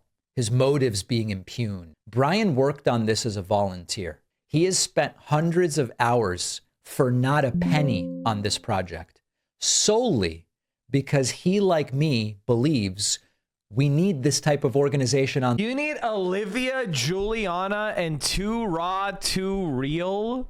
You would consider yourself an Olivia, Giuliani, and Too Raw, Too Real guy, the guy who mocked Bernie Sanders using the casket of Emmett Till The guy who wished for Bernie Sanders to have an heart attack? The guy who did tirades about AOC, sexist tirades about AOC and Nina Turner? The guy who attacked women who were put in prison by Kamala Harris because of her truancy program? Like, that's the guy you want? Yes, some serious news right now. The U.S. post-war plan for Gaza calls for the temporary relocation of residents living in the Gaza enclave. For the actual love of God, can you please call it what it is? This is not a temporary relocation or whatever the fuck. This is ethnic cleansing. This is ethnic cleansing. This is genocide. Temporary, voluntary relocation. It's like constantly playing a game of how many euphemisms you can find for these war crimes. Currently living in Gaza would either have to voluntarily leave the enclave, voluntarily leave, Why do people watch this? Why do people watch this guy? Like, legitimately, I think it's insane. I think it's fucking insane. Why the fuck would you watch Aaron Parnas? Could someone, for the love of Christ, explain to me this to me? Somebody explain to me why anybody would watch this. Why does this, like, his father is up Trump's ass. He worked for Rudy Giuliani. Why the fuck are you watching this guy? Or be placed into secured zones within the enclave during the relocation process. Placed into secured zones until they could voluntarily migrate. You know what? It kind of sounds like you're describing a camp that's concentrated. None of this is voluntary. None of this is this is journalistic malpractice. This is journalistic malpractice, not just from the New York war crimes, but from you too, Aaron Parnas. This is not voluntary relocation. These are war crimes. This is genocide. This is ethnic cleansing. There's nothing voluntary about this. Oh my gosh. Yes, some serious news right now. The U.S. post-war plan for Gaza calls for the I mean, it's just, I think people liking David Pakman and Aaron Parnas is actually causing me to become Stalinist. Like, I think if you like these guys, I'm actually becoming a Stalinist. Like, anybody who could turn on David Pakman and go, this is a wise young man, the way he sounds like MSNBC, but even more bland and less researched and less produced. Like, for the love of God, I mean, listen, I'm not saying my show is well produced. It's not. Okay, I'm not saying that I'm the hottest anchor to ever make a stream. I'm not. But for at least I'm providing you some sort of like unique perspective and some analysis. What the fuck are you getting from this guy? A wrinkled linen shirt? On the left, they're killing us on the right. He doesn't need to be doing this for himself. He's trying to do this to build up left-wing content creators, as am I. And so the framing of Brian as some kind of villain in this entire thing, it's just farcical and pathetic. So the bottom line is we need more of this on the left, not less. We need more organization and infrastructure. David Pakman's friend Destiny, Brian Tyler Cohen, friend's Destiny, Too Raw, Too Real. Can someone dig up the highlights of Too Raw, Too Real? This is the people that they decide they want to promote. Can someone find that for me? And people understanding, how do you build a content machine? How do you produce a podcast? How do you grow Mike 1/10 of Hassan? Yes, currently. Audience. How do you distribute it? How do you organize your day? What's your YouTube setup like? The article is designed to attack and degrade. I can't speak to the motives of the people behind it, so I won't even speculate. We need more dark money funding the most anti-left-wing, vicious content. Open presents with the massive 25 gifted subs. Chat, right now, I realize we are 3 hours and 21 minutes into the stream. This is the perfect time to shill. If you enjoy this content, please consider supporting it by subscribing at tier 1, tier 2, or tier 3 sub. If you have Amazon Prime, you could attach that to your Twitch account. You get 1 free sub a month. That's your Twitch Prime sub. How do you get paid $96K for videos with 300 views? I don't know, man. It's called they're desperately trying to fund people that have the politics they like. So if you enjoy this type of content, please consider supporting it because I don't take dark money. I am only supported by your direct contributions and nothing else. No sponsors, just the money you give me. No ads run on this stream, no sponsors on this stream. It's just the support that you guys give me. The only people I am held accountable to are you guys, gals, and non-binary pals. You are the people who I either sink with or I swim with. And the single best way to support the stream is by subscribing, by paying for your own sub. Right now is September, chat. So you have the opportunity to pay for a 6-month sub and get a massive discount. You should take advantage of that. The news is going to be around in 6 months. You're going to be watching the stream in 6 months. You're going to be subscribed in 6 months. You might as well take advantage of a massive discount. Get 30% off 6-month subs. New subs, 25% off. If you have a current 1-month sub, if you upgrade to 3 months, 25% off. September is the single best way to support a stream. You can also support the stream by giving bits or direct donations. If you have Prime, I would honestly recommend you upgrade my stream to a 6-month sub. If you've been priming, now is the time. Support the stream. And remember, chat, the top sub gifter and the top bit donor get the Hype Train Conductor badge. Right now, Open Presence has the top sub gifter with 25 gifted subs, but there are no bit donors. So for as little as 200 bits, you can get that Hype Train Conductor badge next to your name. All right, let's keep going. If you move from a tier to tier 3, do you get a discount? Yes. You get a 30% discount. I mean, the single best way to support the stream is to get a 6-month tier 3 sub. Lock it in. My involvement is as I've described it here. There's nothing more. Thank you, and there's Larson. nothing less. Hammond Fist, you're your king with the 20. It's up to you to decide whether you trust a particular creator. It's up to you to decide what sort of structural organization the left should pursue. But what I can tell you is that the circular firing squad is how the left loses, when we start turning each other over what at the end of the day. So I'm sick of... Here's the thing. I want you to know, chat, that I don't consider David Pakman to be on the left. Now, a lot of people are going to be like, wait, David Pakman's not on the left? That means a lot of people are on the left. No. See, here's what you don't understand. Whether or not you're on the left is not because you say the words, I support Medicare for all or something. That's not what makes you on the left. What makes you on the left is how are you impacting politics? What are you doing? And what David Pakman is doing is he's trying to create an ecosystem where good faith, earnest, left-wing content creators are shut out of the losing. They're shut out of access to politicians, and they're going to create a system where Democratic Party politicians cycle through these guys, and people want to see Democratic Party politicians because that's their government. And they're going to use access, a system of access, to cut off people like me from access, but to give people like David or Too Raw, Too Real invites to the fucking Oval Office. That's what David Pakman is trying to do. David Pakman is trying to create a media ecosystem where if you're critical of the Democratic Party, you're shut out. And if you're a sycophant for the Democratic Party, you're given thousands and thousands of dollars a month. What do you think that's going to incentivize people to do? I'm trying to win. Join me if you also are trying to win. And then maybe we can have some better outcomes in future elections. If you are a supporter of David Pakman, you are everything that is wrong with our politics today. Gets caught, justifies it with, this is what we should be doing. This isn't being independent. $8,000 a month is an independent media, David. It's like Jobski said, you've been picked because there's no need to tell you what to say. You've been bred to toe the line. This isn't drama. You took money on the condition you wouldn't disclose it. Stop gaslighting everyone and just be honest. I'm out, David. Now your silence about Palestine makes sense. He's a Zionist. He outright supports the ethnic cleansing and genocide of Palestinians. Because if he didn't, he would have said something by now. Silence on this at this point means acceptance. Time. Minute and debunk some important misinformation. Many of you have commented about this article that came out in The Wired, asking if I've sold out, if I've taken... The only mention he's ever made of Zoran is when it's about Trump after the primary. So this parasite says nothing to promote Zoran before the primary. And then when he's at the peak of his popularity, he makes some sort of parasitic short using Zoran's name. This guy is fucking useless for the left. Money to push political talking points? The answer is no. Number one, this group never paid me for any content. This group never had control over any of my content. They never told me who to interview, what to say, or what not to say. Creators of the program are not allowed to use any funds or resources they receive as part of a program to make content that supports or opposes any political candidate or campaign without express authorization from Chorus.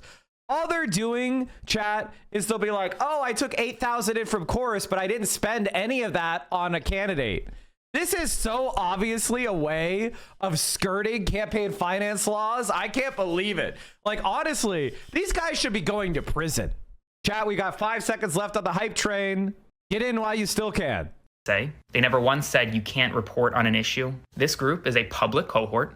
Nothing was secret. This shit and the should point be of it was to illegal, mentor yes. smaller creators so that they can grow and that they can monetize their platform. And just like I've given speeches in the past or I've mentored other creators in the past, this was no different. This had nothing to do with politics, had nothing to do with a political party, and had no control over the content that I ever made.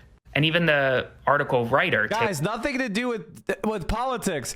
DNC dark money, DNC aligned dark money group funds a bunch of left-wing creators. Nothing to do with politics. Nothing to see here. Lorenz admits that. Erin is correct that Chorus didn't pay them to post specific content. Now, she talks about disclosure requirements, but there was no payment for content, and so there is nothing to disclose. What this article is advocating...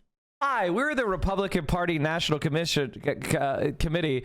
We're going to send Super PAC money to give every single news anchor in America $1 million a month to report the news. Oh, wow. All of a sudden, all the news anchors are saying pro-Republican stuff. Good thing that wasn't campaign money. ...for is that any of you have to disclose... Wait, what? Did they get like a script or something to post this? The new line for these influencers involved in the program described in an article is that, oh, this dark money scheme was never a secret, despite what the contract said and what the creators were told. But this is very easy to debunk. Point me to one video where any of these content creators revealed that they were receiving funding from 16... Isn't that the sex worker line? You are paying for sex. That's illegal. You're just paying for time and a date. And if it happens, well, it's unrelated. Yeah, the hooker just liked your vibe, chat. You gave her $1,000 to go to dinner with you. Then she just liked your vibe. 30 fund dark money group prior to our article. If the 1630 funding was public, then point me to one video where they disclose this funding. Like, do you guys understand? Not only do I have an issue with like political commentators getting paid, right, to do like certain kind of messaging pushes. Not only do I take issue with that in general, because like obviously that spells that like you're buyable, right? They can just like buy you, and I don't think you're independent at that point. Or if you're gonna do that, you could just be like, this is something that I agree with already, and they were willing to give me money, and that's why I'm doing it, right? Like that's, I guess, like the most honest way to go about it, right? But it's also a major failure in general for the Democrats. Like it literally fails to do the job. If the Democrats' goal here is to try and bring more people to their side at a time when there should be unprecedented support for the opposition party, then you have to speak on certain issues that the party itself is not choosing to speak on. Otherwise, you are going to lose the messaging war to grifters on the right who will dominate the field. That is precisely the reason why. The thing is, though, there's a big difference between the left and the right. The grifters on the right, they pander to the base. When the base says, oh, we hate immigrants, they're like, we hate immigrants even more than you. All immigrants are rapists. All trans people are pedophiles, grooming children. Like, the right-wing media ecosystem is pandering to the most extreme versions of the right-wing take. And the Republicans flock to those shows. They're all over those shows. When's the last time you heard a Democratic Party politician flocking to the most left-wing version of politics? If that were the case, I'd have a new congressman on my show every other day, and I would be 20 times bigger. If, like, honestly, chat, and I say this to be completely honest, if AOC was coming on my show every week, I'd be 20 times bigger. If I was getting Joe Biden to come on and nod his head about how we need to eat the rich, if I had all these politicians flowing, if the news was constantly showing clips of my stream because we made news with a conversation I had with a politician, if Bernie Sanders was in here every other month for an hour-long discussion and we were talking about, you know, socialism and nationalizing shit, and we were pumping up the left and doing all sorts of really fun pandering to the far left, this show would be gigantic. Let's be honest. Because people would see it as a place that's making moves, that is influencing power, and people would be more interested in it. That's why these guys are big in the first place. TJO, the Joker of Hearts, thank you for the 100 gifted subs. Holy motherfucking shit. Thank you so much for the support. Like, these guys get big because they're talking to Barack Obama, Joe Biden, Nancy Pelosi. Like, that, people click on that shit because those are real news makers. So if your show is getting all this access, it's going to boost you to the stratosphere. And these are the people that the Democrats want to promote. Oh, you fake ass Bernie, bro. Stop putting this big black woman with these jello arms under my post. Fuck Rashida, bitch. I don't give a damn about this bitch. I don't fuck with AOC. AOC can't do a motherfucking thing for me but make me a goddamn martini, bitch. She can't do shit for me. She need to take her ass back to the motherfucking bartending days, bitch. She ain't done shit. Fuck Bernie Sanders. Tell it in his old ass, busted ass face. Let him have another goddamn heart attack. I don't give a fuck if that hurts. 2 stents, bitch. 2. Fuck you, bitch. I don't give a fuck about this bitch. She ain't on the same motherfucking level as fucking Hillary Clinton. And last time I checked, Hillary Clinton was defending bitches like her. Last time I checked, bitch, she was defending bitches like you.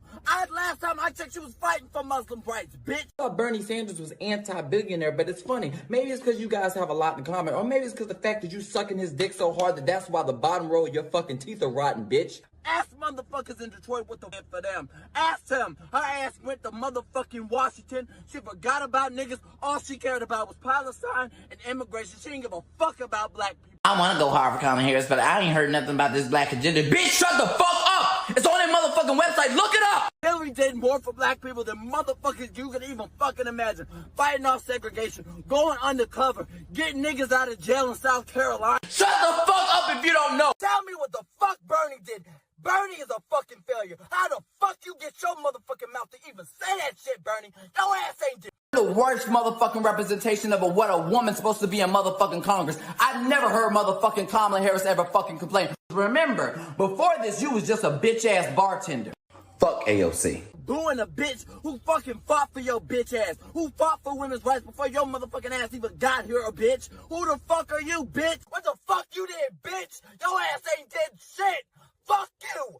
Fuck you! You're full of shit! How dare you! How dare fucking... Thank you, POTUS, for everything you've done for this country. While many may have taken your efforts for granted, I recognize all your accomplishments. Although Trump may try to take credit for the economy you rebuilt, those who have paid attention remember the truth. This is one of the big pillars of the Chorus creator group. This is who David Pakman and Brian Tyler Cohen decided to promote. I want you to understand that this is very straightforward and simple.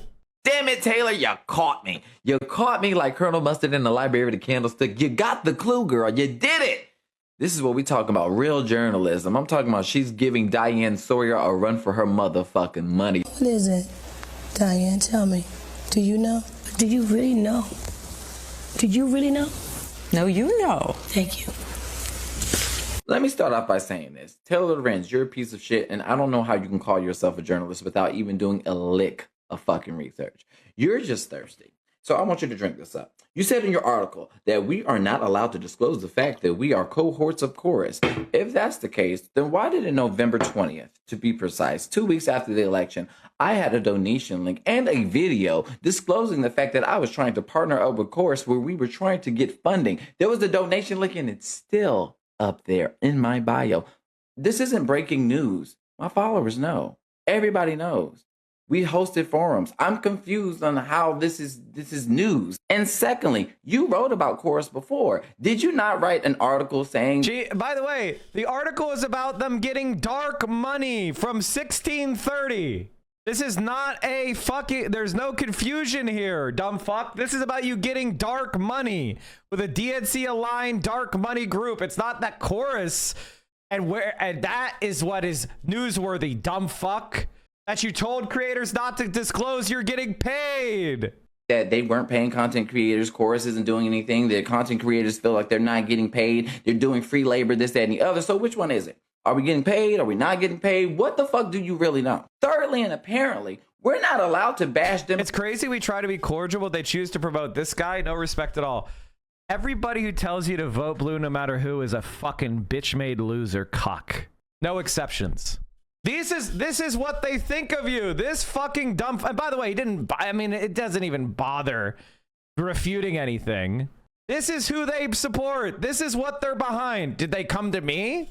I would have said to them, listen, Democratic Party needs to pivot to the left and embrace the populist views like Medicare for all, like a Green New Deal, like ending the genocide in Gaza and doing an arms embargo. like raising the minimum wage, like passing card check, like gerrymandering the fuck out of every state they can, and then ending partisan gerrymandering, constitutional reform to get rid of the Senate, or at the very least add DC and Puerto Rico as states. I would have given them hardcore policy recommendations. But they don't invite people like me. And I wouldn't even take their money because the whole point is first of all, 8,000 is all it takes for you to deny a genocide. That's it. 8,000 a month. That's it. You'd sell yourself for that little? That's not even that's not fuck you money. I mean, if I was going to sell myself, I would at least have so much money that I could disappear and try to spend the rest of my life trying to forget where I got the money. But it would certainly suck. Like, imagine if somebody tried to give me $5 million to do genocide apologia. I mean, every single time I got a filet mignon, the steak would turn into ashes in my mouth because I knew it was paid with blood money. I probably wouldn't even make it. I wouldn't make it out the year before the guilt got to me. But to sell your soul for $8,000 per month? Sure, that's a lot of money, but is it? It's not fuck you money. Nick Fuentes is dominating the field right now. 8K was the height. Oh, yeah. I mean, people were selling their souls for $250 a month. Now, he is seen as an earnestly anti-Israel person on the media side, on the independent media side. Tucker Carlson is seen as an earnestly anti-Israel person on also the independent media side. And he's a very important voice in the right-wing movement. When liberal Democrats who are getting paid by the Democratic Party are refusing to speak on these atrocities, they are literally leaving this entire realm of media. They're leaving a massive void in the ecosystem here to unironically allow right-wing grifters to fucking take advantage of. The Democrats aren't trying to bring more people in and expand their base. They're riding on Trump being fascist and unpalatable for the midterms. Their approach has been, we don't have to change anything and sit on their hands. Yeah. And that's the Democratic Party support. Democratic Party approval is at an all-time low. But they don't care. They don't fucking care. They don't fucking care. I want you to understand this. The people in power only care about them being in power. If they lose, you know what they're going to do? They're going to point their fingers out and say, you guys didn't vote for me, so you deserve it. They're like Hitler in the bunker. Democrats in power right now are like Hitler in the bunker. And what was Hitler's last order to the German people? That they should kill themselves for failing to live up to his grand design. That is the Democratic Party. They're Hitler in the bunker, telling all of Americans to kill ourselves because we didn't vote for their corporate slop. They would rather you die than offer you a goddamn thing. You really need to know that. You really need to accept that. Devastating prospect. And the real reason why that's a devastating prospect is because they are deeply and unimaginably unpopular right now. And no one is seemingly looking at why they're so unpopular when they should be organically popular because of how unpopular the Trump administration is. But because they're not doing anything, people just look at them and go, you guys are losers, not doing shit. And under the duopoly structure, if people despise the Republican Party for its violence and its reactionary policies and the resentment that they breed towards the Republicans, and then they have no avenue to actually vote for a party that is going to actively combat them, actively present hurdles with the Democrats, they're just not going to vote. They're just going to get angry and they're not going to vote. That is precisely what happened this last election. Disclose where you work, what you do for a living, how much you make, and who your CEO is. That means I have to disclose that a bar prep company has paid me to help grade bar exam essays. But I want to make clear that if there was ever a situation where a quote unquote dark money group tried to pay me to push a narrative, I'd say absolutely not. But he's already doing it for free. The money's just a cream on top. Guys, he would push their narrative for nothing. But if you're going to pay him $8K on top of it, that's just cream. Peaches and cream. Hasn't stopped this online firing squad from emerging. And it's funny, the people that are attacking me online are traditional journalists who are threatened by the work that I do. And also What work? What fucking work? What fucking work? Reading their headlines at hotel lobbies? What fucking work? What work? Laminating your eyebrows? What fucking work? bad faith actors who have spent their entire last 2 years that I've been on this platform attacking me. So I'm not going to stop. And I want you to know that if you have any questions, comment them below. I've never attacked this person because I don't know who he is. Okay. So if he's like trying to say that I genuinely don't know what he does, I'm completely oblivious to a lot of like the TikTok stuff. This is the first time I'm seeing this shit, you know. I know about this person. This person a little crazy, but ultimately it seems like there is a lot of. It seems like there's a lot of. Honestly, Hassan goes way too soft on these guys.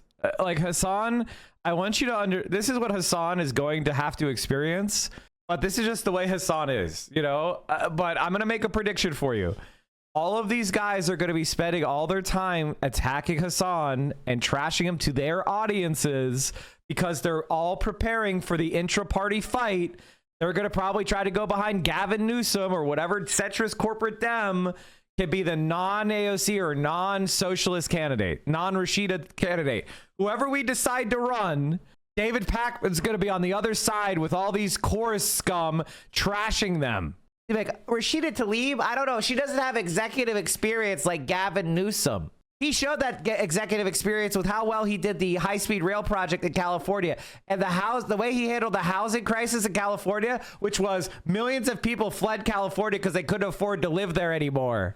He was such a good leader. The homelessness skyrocketed. The same old talking points coming out. Article and this is a 7-minute video on TikTok. Yeah, I've really enjoyed your commentary and think you have really great takes, but the lack of coverage in Gaza honestly turns me away now, regardless of the validity of the article. I don't get it. They pay you $8K a month just because, no strings attached. That kind of feels like what you're saying. You took money from a Zionist group during a genocide, no PR spinning and changing the facts. The lack of transparency is what people are upset about. I'm good with this. I did my research on it and I don't see an issue. The left has to catch up to the far right. They've been killing it, like you said, especially on social media. Let's go. Okay, if the left is losing to the far right, you need to understand there's a key reason for it. And that's not just because of moneyed interest. That's not just because like money dominates this fucking field. That's one of the reasons. But the other reason is because the right is in tune with like organically developing resentment movements that they immediately fold back into the Republican Party. Whereas I think Hassan probably knows that and is holding his punches until they make the first strike. I know. They'll make the first strike against me, which is why it sucks. This is what'll happen. These people will trash me for a while. I'll be out there on my own fighting in every direction. And then eventually they'll start moving on to trashing other creators. And then everybody will be like, wow, these guys are actually bad after all. In fact, people will actually trash me for being attacked. They'll be like, see, Mike is always causing fights with these people. Mike is always doing it. And it's like, I just stood up for Gaza. I stood against human trafficking. I stood against child porn and saying the N-word. I stood against all these fucking evil rat fucks cozying up to Nick Fuentes. As the left, or not the left, but like liberal content creators and the Democrats actively are more invested in like getting their base to just believe in harm reduction narratives when that has been a demonstrable failure. That's exactly what they're doing, Hassan. The entire purpose of Chorus is to program people into believing that criticizing the Democrats in any way is helping the Republicans. It's about creating a fascist environment online. They want to create a bubble of people who think if you ever criticize a Democrat for anything, you're actually a Republican. That's their entire strategy. Harm reduction narratives in front of more people over and over again is not obviously going to allow you to secure a victory here. It failed last election cycle. This is worse than Trump won, because at least in Trump won, there was a movement towards more progressive politicians and more progressive politics that the establishment Dems basically gave way to. They didn't actively try to shank the left flank. They did. He's wrong. They realized they were that a little bit more scared of it. That the Trump issue was... Now they're really scared of it. They thought they could tame the forces that use it for their own ends. That was the Biden strategy. And then when the genocide happened, all of us broke free of the reins. All of us broke, we bit through the mouth bit. We ripped out the reins and we started screaming and yelling at them again. And so they decided, well, we've got to destroy the left. We got to work with Trump to destroy the left. Because if we don't, then they might actually take power from us. And we'll tell Trump and the corporations, hey, you better help us fight the left. We'll be the loyal opposition to you, Daddy Trump, but you got to help us prevent the left from gaining power, because if they do, you're all under threat. That's exactly what they're doing. That's the Andrew Cuomo campaign, by the way. The Andrew Cuomo campaign is centrist Democrats going to Trump and the Trump billionaires and saying, you better help us fight the left, because if you don't, they're going to come after you. That's what's happening. Was so pervasive and so scary that they actively stood by as the left grew, and they listened to the demands being made by the base, so much so that they even did those messaging bills about Medicare for all. That's the reason why Kamala Harris ran as a pro Medicare for all candidate in the primaries after losing, of course. But there was a reason why so many of the Democrats that were on that. The hostility to him is quite high, correct? Yeah, of course. Of course, because of some of his, well, for obvious reasons, some of his views. And there's a lot of anxiety around those views. And they could be on issues related to domestic policy as it relates to, socializing, grocery stores, et cetera. It could be on national policy. Trump Intel, the comparison is very obvious that you just made. Yeah, no, correct. And we need to make that point over and over and over. I mean, I remember, wasn't Jeff Bezos out there yelling and screaming that Biden doesn't understand, capitalism? I mean, this guy is completely perverted capitalism, Donald Trump. It's crony capitalism. It's, whatever, you pay him off, give him a phone call. I mean, these illegal tariffs, which we're also in court on, all the things that are happening in this country, it's just perverse that they could be shaping the Democratic Party in the context of the socialist brand, when in fact, this guy is the leading nationalist and socialist of our time, Donald Trump. The hostility to him is quite high, correct? Yeah, of course, because of some of his, well, for obvious reasons, some of his views. And there's a lot of anxiety around those views. And they could be on issues related to domestic policy as it relates to, socializing, grocery stores, et cetera. It could be on national policy. He was talking about Mamdani and he pivoted it to talking about Trump as the leading socialist. Is that the clip I'm seeing? Is that the clip that I'm seeing? He was talking about Mamdani and then he pivoted to how Trump is the leading socialist and how we don't want socialists to be infiltrating the Democratic Party. This is your guy? Stage, we're either actively trying to fight back against Medicare for all, or we're just straight up saying that they're pro Medicare for all. He mentions you at 055. But to say, how could you do this to us? I knew back in 2021 when you had the following to say that you must have been getting paid by someone, and here's the proof. And I was not even going to give this the time of day, but my relationship with you, my actual audience, is the most important thing.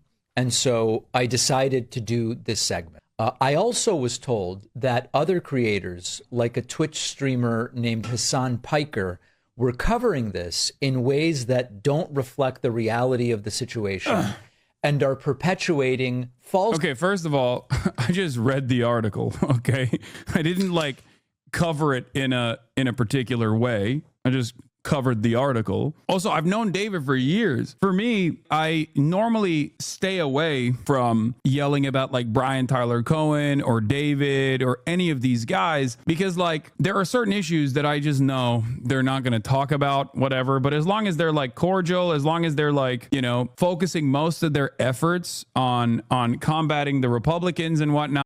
Hassan is completely wrong. Hassan is completely wrong here. I'm sorry, but he's just wrong.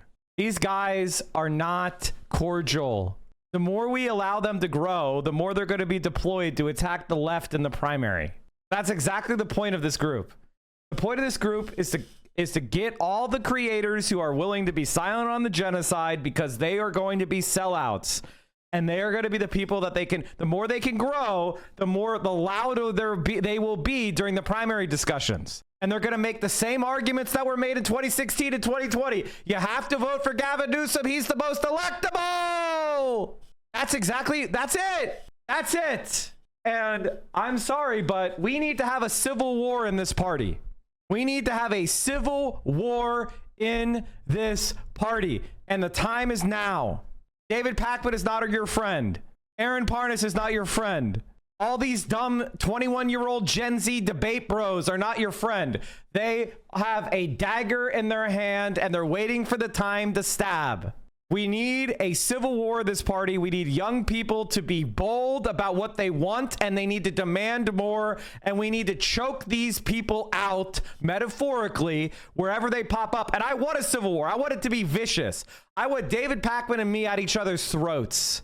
because that's the only way we're going to win. If we sit back and let them build up their power and then we make Pikachu face when they stab us in the back again, we have to combat liberalism. We cannot tolerate it. Do you see what they're doing to Zoran? They won't even endorse Zoran. He's a Democratic nominee. Like, they've been given opportunities to show us how they are really on the side of light and good and reciprocal morality. If somebody betrays you and you cooperate with them, you're a fucking sucker. And you have created the incentive for them to do it again and again and again. We have to fight back. I'm sorry. I wish they would cooperate. I wish they were amenable to reason. I wish they were willing to challenge power, but they're not, and they won't. And we don't have it, so they're coming for us. They're coming for us. Don't you say I was right in a year. Don't you fucking say I was right in a year. Get on your horse and attack when we have the advantage. The Democratic Party's approval rating is in the dumper. Everybody agrees that we need change. It's time to go on the offense. Stop waiting around. That's never going to be better than now. Never. And this is the energy we need. The energy we need. Did I bring it over here? Fuck, where is it? Fuck. Okay, here it is. Could kill us, rape us, imprison us, violently uproot us from our olive tree farms, starve our children to death, and we would disappear. Well, guess what? Now we're in Congress, and we're every corner of the United States. Y'all, they just don't get it. They just don't get it. They will never truly comprehend, even after 7 decades, that we aren't going anywhere. We are just getting started. I want to say to all of them, every genocide enabler, look at this rooms, motherfuckers. We ain't going anywhere.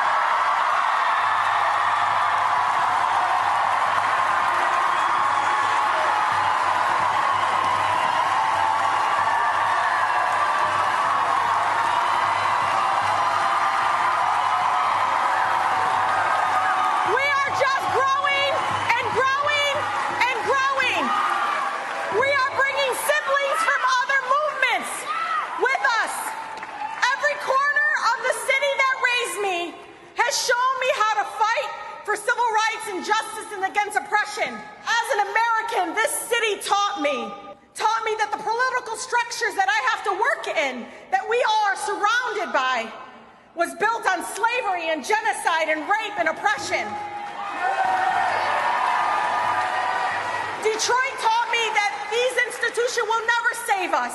Detroit will remind me constantly, the community mothers, that it's not the genocide enabling Congress or the White House that will free our people. It is only us. It can only be us. This is the least we can do is show up. The least we can do to try to save lives. Enabling the genocide in Gaza and dismantling the apartheid system that oppresses Palestinians unifies so many different struggles. You all seen it for freedom and justice at home and abroad. What's been tested on the killing fields of Gaza is already being deployed right here in the streets of America.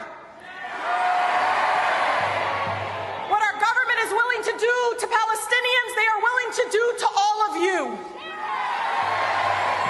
It is no surprise to me, as the daughter of Detroit, that I see our government that has supplied the bombs and excuses Israel from destroying literally every single day hospitals, communities in Gaza, and manufacturing mass starvation, is also the same government that's defunding healthcare and food assistance programs here in our country. It is no surprise.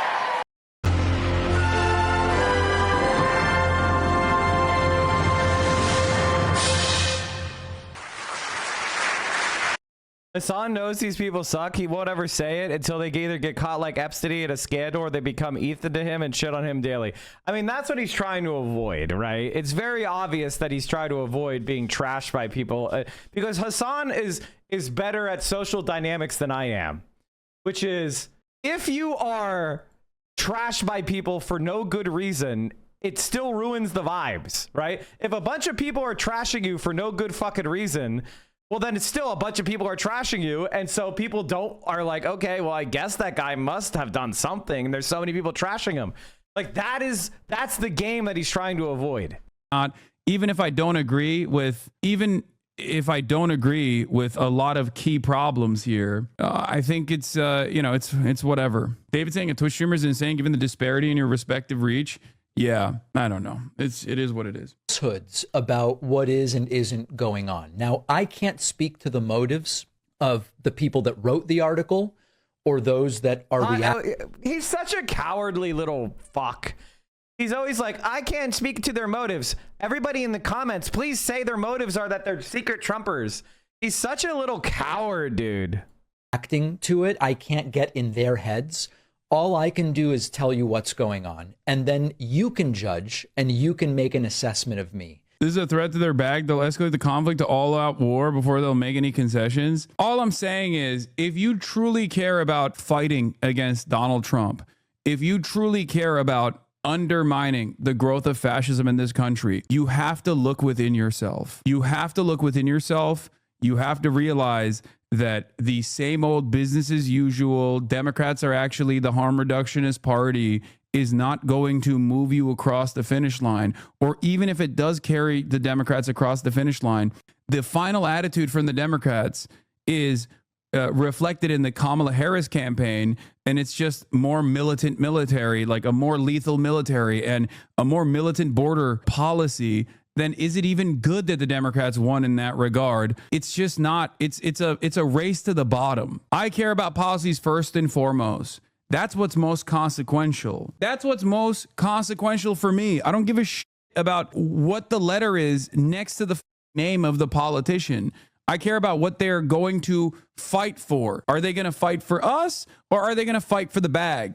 And it's clear that when Democrats are openly fighting for the bag, it causes them to take terrible positions and terrible stances that make them look like they're phony, that make them look like they're insincere. And if content creators on the liberal side of the political spectrum are also reflecting that same kind of like inability to address ongoing issues and always waiting for the mass momentum to swing in that direction, always afraid to lead people to the correct side of an argument by actively counter messaging, they're always going to lose to the Republicans, who will never stop counter messaging. Republicans never stop. They run as though they are running every single day, as though there's an election every single day. Democrats remember that there's an election every 4 years and then act surprised when they lose. One problem is that in the Democratic Party, there's no penalty for failure. Chuck Schumer gets to be in leadership forever, even though the party is reaching record low popularity. It's considered more important for these people to retain their positions than for the party to win. Obviously, a party that was interested in winning would oust these fools and put in new management. If they made Bernie the Senate minority leader, they'd be a lot more popular, but they don't, because it's not about winning. It's about a small group of people clinging to power. Yep, that's it. This is why we say it's like two sides of the same coin. It's just like a lighter version, a diet version of the far-right, insane Republican Party. Now, the most important... And here's an example of someone. Why weren't the I've Had It girls invited to the chorus? Why weren't they invited to chorus? Too Raw, Too Real was invited to chorus, but the I've Had It women weren't. Isn't that odd? Isn't that weird? And we're going to watch the I've Had It Zoran collab 100,000%. We want 100,000 quadrillion %. We need to form our own left-wing organization. We really do need to do that. I would love to have a real left-wing organization headed by Hassan. And we had me, Hassan, the Deprogram boys, Denims, the I've Had It girls. Like, I want the real ones, right? The real ones. Like Means TV, sure. That's a good idea. Watching the IVE, I've had it ladies become radicalized has been fun. Yes, because they're actually good faith people and not assholes. Important thing to say is that the idea behind this group is exactly what I've been advocating for years. It's for years I've been saying. I mean, I will say it's not very surprising to me. Hassan's weakness is dealing and managing people. He avoids it like the plague. So do I, because I'm a taskmaster. If I'm in charge, like, I don't like it. I don't like being in charge because I'm mean. You know, like, I'm just like, that was your best effort. I don't like that. I have to learn to. I need to learn to be a better leader. Me at least that like there are a lot of uncritical support for the People's Republic of China, the Socialist Republic of Vietnam, and the Republic of Cuba. Left content creators on the independent media side, some of which are Have very. I talked about the Indonesia shit yet? Oh yeah, aren't the Indonesian like military attacking civilians on the streets? I haven't talked about it yet. I looked into it a little bit last night, but I need more time to get the full context. Popular, myself included, Chapo Trap House, Majority Report, and I don't think these guys went to them at all. One must ask the question, why? Why is it? Perhaps it's because if you have a truly anti-establishment opinion, it's not just like marketing, then it's not likely that you are going to have billionaires that fund you through dark money groups so that you can actively demand that they no longer be billionaires. This is not happening. Left needs to organize independent media in the way that the right has been doing. The left needs to fund independent creators the way that the right does. The right has won even arguably presidential elections. Yeah, I think they're also saying, yeah, this is the argument, this is the meta. Well, the Republicans do this too, and if we got to fight fire with fire, this is how we got to do it. It's like you're just making an argument to get money from the Democratic Party. That's crazy. This is the major problem. Okay, you're right. When you say zero people come to this conclusion naturally, this is the issue. If the people that are getting paid by the Dems are saying, like, Elisa Slotkin is becoming one of my favorite Democrats, like, you are just taking money from the Dems to spit back. You're taking money from. They killed a guy on a motorcycle by running him over with a military truck. Thousands showed up to his funeral. Yeah. From the Democratic Party to spit back these kinds of takes for absolutely no one. You know what I mean? For it's no really one. Terrible. And maybe you're doing this so you can inevitably down the line get invited to the White House, or you're doing this because maybe down the line you might get a bag from the Democrat groups like the one that we're talking about. But whether this is paid for or a Noam Chomsky style like personal filter that you're applying, it doesn't change the dynamic that it's just like an idiotic message to put out there, because this is just like objectively untrue. Elisa Slotkin is not a good Democrat at all. She sucks. And so many people can see it. So you just constantly saying that is not going to actually convert people. It's just going to make the people that like Elisa Slotkin in the Democrat establishment go, see, that's a good one right there. That's a good Gen Z. Democrats paid $8,000 a month for this. The girlies are making edits of Gavin Newsom to Lana Del Rey music on TikTok. It's over. He's now the king of America. I don't make the rules. Wildest part about this Dem paid influencer story is how little they have to show for it. Yeah, Hakeem Jeffries. Breaking news interview with leader Hakeem Jeffries by this activist. 164 views. It's crazy. They're literally just like paying for loyalty with the hopes that eventually they'll be able to have an impact, like a lasting impact on the minds of an audience that they will develop here. This was Olivia's old profile. Communism bad. Hope this helps. When you say abolish capitalism, what do you mean? Abolish ICE, Black Lives Matter, free Palestine, abolish Olivia Giuliani originally was, and same with Brian Tyler Cohen. They got their initial liftoff grifting the left in 2020. Like literally. Like these people pretended to be like less leftist. Capitalism, liberate the oppressed. Yeah, that's when she was part of Gen Z for Change and cool. I know. Some people start off and their ambition gets in the way. They're on the right side of politics. They do their advocacy with what they believe in. They advocate for things that they believe in. They want to make change in the world. They want to be a positive force. And then ambition gets in the way. And then all of a sudden, they're no longer as invested. Shauna Black talked about how Olivia had held back Gen Z for Change because she wanted to get to visit the White House. She got her wish. In being a positive force in the world. Because they're organized with regard to online and independent media. They're killing us. We've been so behind. And this kind of support for creators is exactly what I've been advocating for. Now, the article is riddled with inaccuracies, and they're not. It blows my mind, by the way, that like Democrats could just be pro Medicare for all and be for public housing, be for free college, and take a serious anti-war stance. And they would literally, for free, by just changing this. Hassan is wrong. They were grifters from the start. I mean, I honest to God believe people like Pete Buttigieg. Oh my God, that was a hawk. Pete Buttigieg and Olivia Giuliani, they may have originally had some like left-wing views. But what ended up happening is they got a little taste of power and they just started chasing it. And they started being like, well, everybody else is like a self-serving asshole. So I guess that means I get to be a self-serving asshole. And then they just use that excuse. They use that excuse to justify their behavior. Everybody else is doing it. Everybody else is taking this money. Everybody else is selling out their views. Everybody else is chasing power. And they just gave themselves permission. They gave themselves a permission structure. And that's exactly how this shit works. Every single time, every single day, every single way. The way people corrupt themselves is by envy and then jealousy. They see what other people have and they go, well, they got that through corrupt means, and then they do it themselves. This attitude and changing this communications problem for free, they would win back a lot. Sean talked about his sources telling him one of the influencers, Allie, was put on the website without her consent. She called it out. Then Chorus came to her and offered her to be in the program. And now she's a creator who's defending the contract. I saw one contract person defending the contract. Out of these fucking voters. It was like, well, the reason why they wanted to keep it secret is because they wanted to protect small trans accounts. They were giving us secret money and telling us not to talk about it because they were just trying to protect small trans accounts. I mean, this is like the most disgusting liberal id poll bullshit flop, and it's so cynical. It's so fucking cynical. It's so disgusting.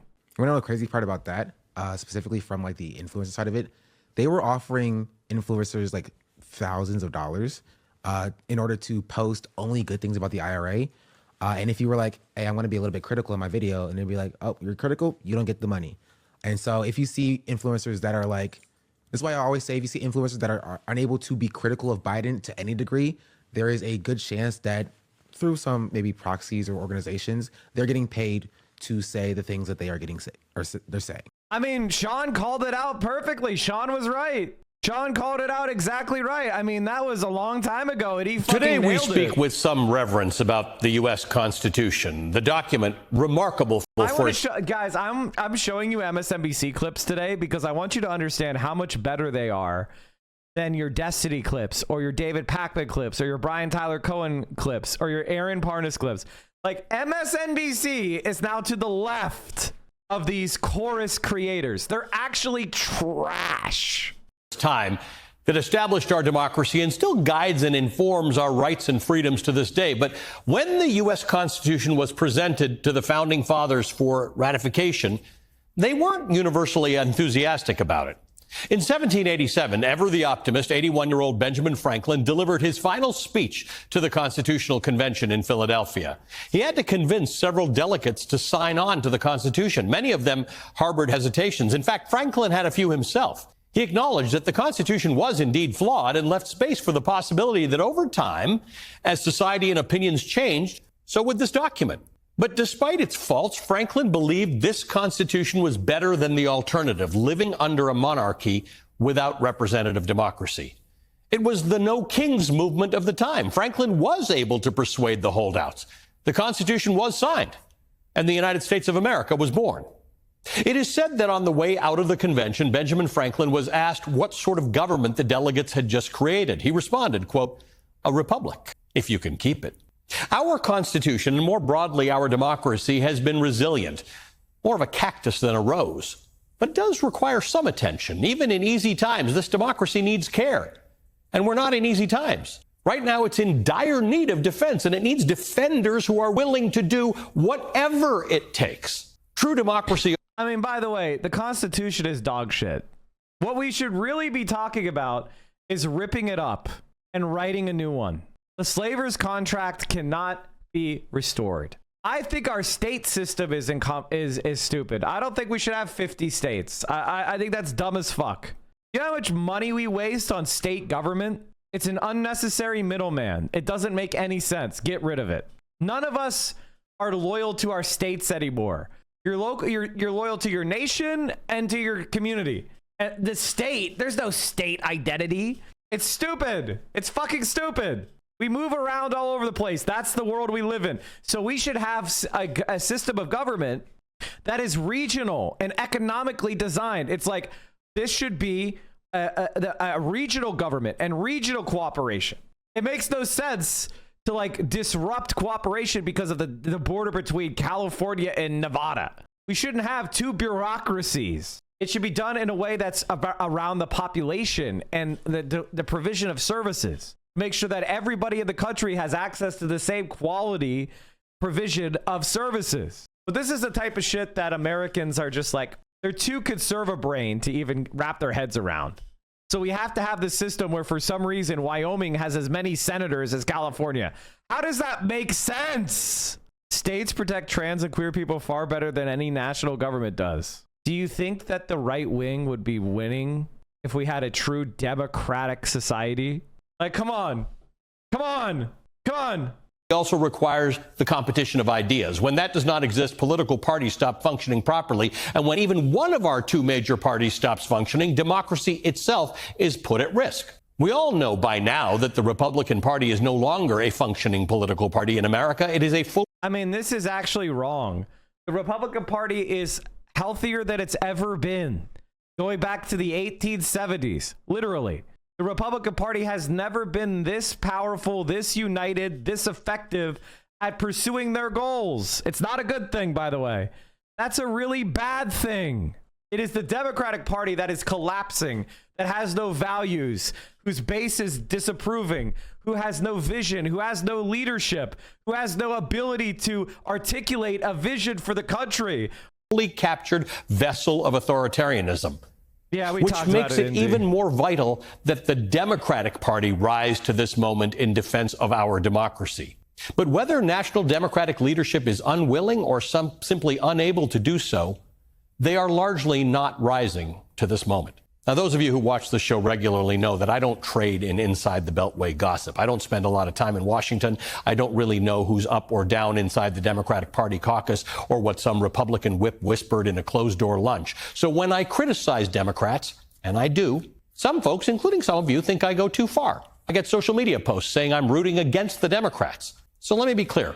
My job is journalism.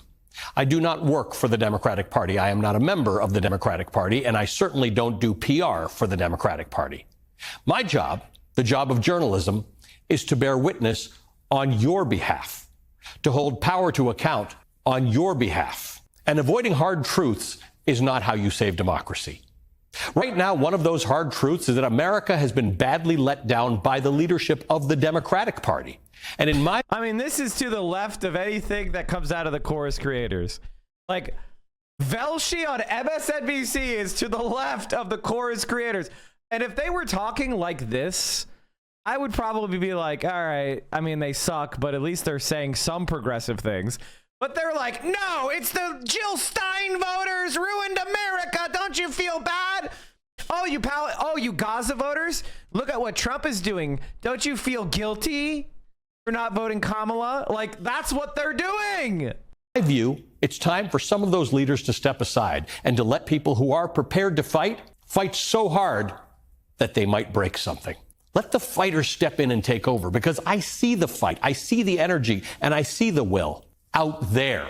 I see it in voters in Iowa who just flipped a Republican state Senate seat in one fell swoop on Tuesday. They ended the Republican supermajority chokehold on that state. I see it in Texas, where people fought tooth and nail against Trump-backed gerrymandering. You might say they lost the battle, but in my opinion, their actions will prove one day soon to have won the war. I see it in Gavin Newsom and in J.B. Pritzker, who are taking on Trump and the Republican Party in ways the Democratic leadership in Washington seems unwilling to do. I see it in Bernie Sanders drawing crowds of tens of thousands in his full-throated fight against oligarchy. I see it in Alexandria Ocasio-Cortez, who from the moment she was elected to the House in 2018 has never shied away from loudly speaking her mind and shaking things up. Velshi is actually to the left of David Pakman, definitely Parnas, definitely Brian Tyler Cohen. I see it in the two Justins who were expelled from the Tennessee state legislature for participating in a gun violence protest after a deadly mass shooting in their state, leading from the front. I see it in grassroots organizations like Indivisible, in the millions of Americans who've turned out under banners like No Kings. I see it in New York City, in Zohran Mamdani, who knows that the rent is too damn high. But Mamdani, one of the closest things that the Democratic Party has to a young, relevant phenomenon who draws new voters into the coalition, still has not been endorsed by New York's Democratic Governor Kathy Hochul, who claims to have a lot of fire in her belly about the whole redistricting thing, or by New York's senior Senator Chuck Schumer, the Democratic leader in the Senate, who seems regularly and validly outraged, but that's about it. These fucking losers are getting outflanked by an MSNBC show. What is the point of independent media that's to the right of MSNBC? Or by New York Congressman Hakeem Jeffries, the House Minority Leader, who sure can deliver a hell of a speech. Or by New York's other senator, Senator Kirsten Gillibrand, who actually runs the Democratic Senatorial Campaign Committee. Here in New York, Mamdani captured the imagination of voters in a super crowded field. He's outpolling all of his opponents combined, and yet his own party's leaders will not embrace him, let alone try to hitch a ride on his populist coattails. And by the way, that's the difference. That's the difference between the Republicans and the Democrats. The Democrats hate their base. Republicans fear their base. So when there is an uprising in the Republican Party like the Tea Party, all the establishment Republicans run to embrace it. When there's an establishment, a challenge from a populist left, they rush to ally with Republicans to smash it. Andrew Cuomo is meeting with Trump billionaires to try to smash Mamdani. And the Democratic Party elites in New York and around the country are standing aside, hoping they succeed.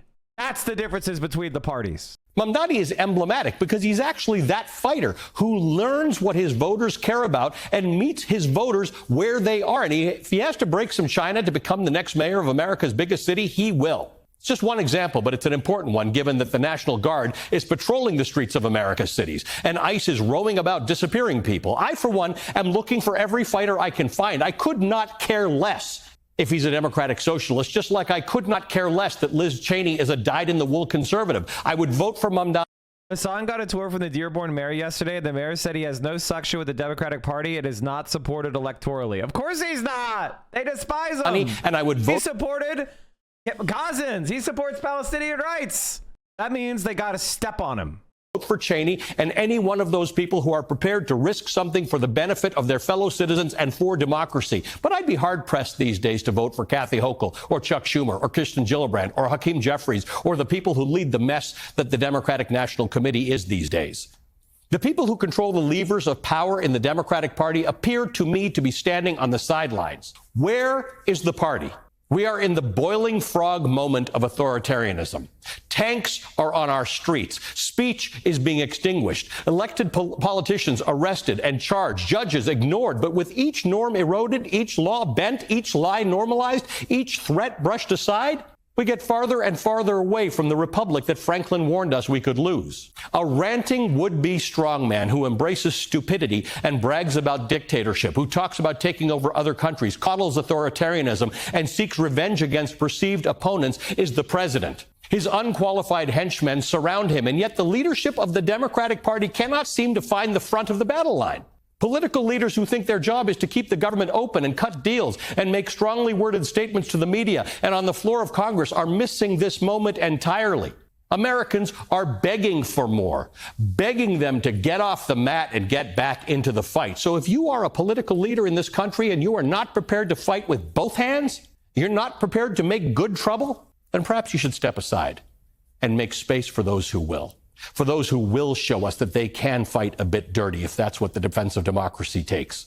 Because right now, that is what the defense of democracy demands. American history has given us leaders who met the existential threats of their time head on. Lincoln did not preserve the Union by managing the crisis. FDR did not confront fascism abroad or at home by splitting the difference. They fought. They broke the China.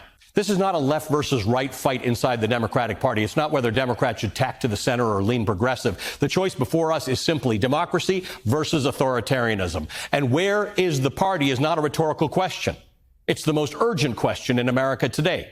If the answer is silence, then we risk Benjamin Franklin's 1787 warning becoming a prophecy. Is America a monarchy or a republic? A republic, if you can keep it, he said. So I'll ask again, where is the party? Is it in smoke-filled rooms of Washington waiting for the polls to turn? Or is it with the people who are already in the streets, already raising their voices, already demanding the fight. If the party won't show up for democracy, the people will. And the people are already there. This is the thing that I think a lot of people don't understand. The majority, 64% of Democrats, the highest it's ever been, are now openly in favor of abolishing ICE, with only 21% opposed. That's net. What is that? 43% net. People are already there. They're asking for leaders who stand up and say something. This is the reality, folks. Is if we want to live in a society that is just and honorable, it has dignity for all its citizens, and works with the rest of the world to solve our problems, we need to have an actual, proudly, openly socialist political movement. We need progressives with a spine. And that's what people are calling out for. That's what people demand. That's why Zohran Mamdani was able to win a primary at 33 years old. He was able to because he was the only person who was going out and saying there's a genocide in Gaza. I support BDS. We got to freeze the rent. He saw the crises that were affecting all of us, and he said, I have solutions. And that he was going to be Trump's worst fucking nightmare. The thing that we need to do the most, and this is the mission I give all of you, is we need to get people to stop thinking like a political consultant and start thinking about their own values and what they believe in, and start arguing for what they support, what they think is right, what they think is just. Stop thinking about what everybody else is gonna like and start authentically representing your own views. And I think you'll find, to your shock, that the majority of people will be marching shoulder to shoulder with you. We just need bravery. We just need you to stop thinking you can manipulate others, stop looking for the lesser of two evils, and start fighting for good. Start being unabashedly progressive. Go out there and fight for what you know is right. Stop trying to find what you think others will accept and start fighting for what you know to be true, what you know to be right. That's when we will turn this country around and this world around. And we won't be able to do that until then. Visit Norway, land of majestic fjords and mythical folklore figures, trolls, elves, climate leaders, as well as to ancient rituals like taco fredag and delicacies like crumb cake and the fuck? Hi, I'm from the government of Norway, the most environmentally superior country on earth. We drive more EVs than you, use more renewable energy than you. We're basically the Greta Thunberg of nations. If Greta owned ExxonMobil, Norway, we're just better than you. Fuck you. Now please rise for our national anthem. Sure, we're also a huge petro-state that exports more emissions per capita than almost anyone else. And we're aggressively investing in new oil and gas extraction, which means the net benefit of all those EVs we drive comes to approximately fuck all. But hey, at least we tax our fossil fuel exports, unlike these idiots who give them away for free. And we use our oil money to fund the world's largest sovereign wealth fund, our pride and joy, which we use to invest in more fossil fuel companies and even war criminals. Our PM says we can't stop funding a genocide. Oh, I thought they were going to withdraw from Israel. Don't worry. Our oil fund sold half its investments in Israel, and we feel funding half a genocide is the right balance. Oh, I think they Responsible sold some of investment. it. Such Okay. bold leadership is reflected in other areas, like not stopping these lice-infested farms from wiping out wild salmon and banning commercial whaling. Just kidding. We still subsidize that. Speaking of subsidizing bullshit, we just launched another carbon capture project to greenwash Equinor, which just got caught lying about how much carbon it's capturing and blew billions on failed oil and gas investments that made Norwegians poorer. Hello, I'm from Equinor, Norway's state-owned energy company. You might remember us from our greatest hits, like being told to piss off from the Great Australian Bight. Now we're being told to piss off from Rosebank, the UK's largest untapped oil field. Why? We even funded a nice computer game that promotes fossil fuels to British school kids. Call it Equinormal. Okay, that's messed up. But how else do we stop kids from blockading our oil refineries? Unless we brainwash them early with Petroganda. Petroganda is Norway's official religion. It's what happens when a country relies too much on oil money and its head gets wedged so far up Equinor's ass, Thor couldn't dislodge it even if he tried. If he did, Norwegians would realize they don't need new oil and gas to stay rich, and that Europe doesn't need new oil and gas to replace Russian imports. And most importantly, Norwegians would realize this election is their chance to elect a government that's not wedged up Equinor's ass by voting for minor parties with not shit climate policies, instead of our shit light and unfiltered shit parties. So vote wisely, Norway, or we might end up exporting things the world actually needs, like Aurora. And the world is watching, because if Norway, one of the world's richest countries with strong democracy and labour laws, can't lead the world on climate, who can? Not these cunts, that's for sure. Visit Norway. Ha det bra, hast kuka. I mean, the Norwegians basically, their policies are, well, we figured our shit out. You want to buy oil? I think that Norwegians now have like $300,000 in savings for every Norwegian or something. They're just like, oh, you want to buy our oil? Okay. We're not going to burn any of that shit. That shit's toxic. Authorised by the department for not finding this amusing, coming from Aussies who can't even tax their fucking gas companies. And unfortunately, like, unless the United States of America leads the way, I mean, we're fucked. Like, we elected Joe Biden. Like, that was the moment. The moment that we were fucked was when Joe Biden became the president, or became the nominee of the Democratic Party. Like, that was the time when we were actually fucked. We were out of time. There was nothing going to change. Nothing was going to happen. Joe Biden came in, and what did he do? He threw a huge amount of tariffs on solar panels to make them way more expensive. He did a huge amount of it of increasing of oil exporting. Like, that was it. The moment we elected Joe Biden, it was over. And everything's just getting worse. That was pretty good. I would definitely vote for the Rot Party if I was in Norway. What's my perspective on Norway's model? I think the Norwegians have made prudent decisions and continue to make prudent decisions for their own welfare. But their lack of an international perspective has come to a head. You can't, nationalizing your oil company and running it for the benefit of the people, having really good social policies and domestic economic policies, strong unions. It is as good as it's going to get on this capitalist model.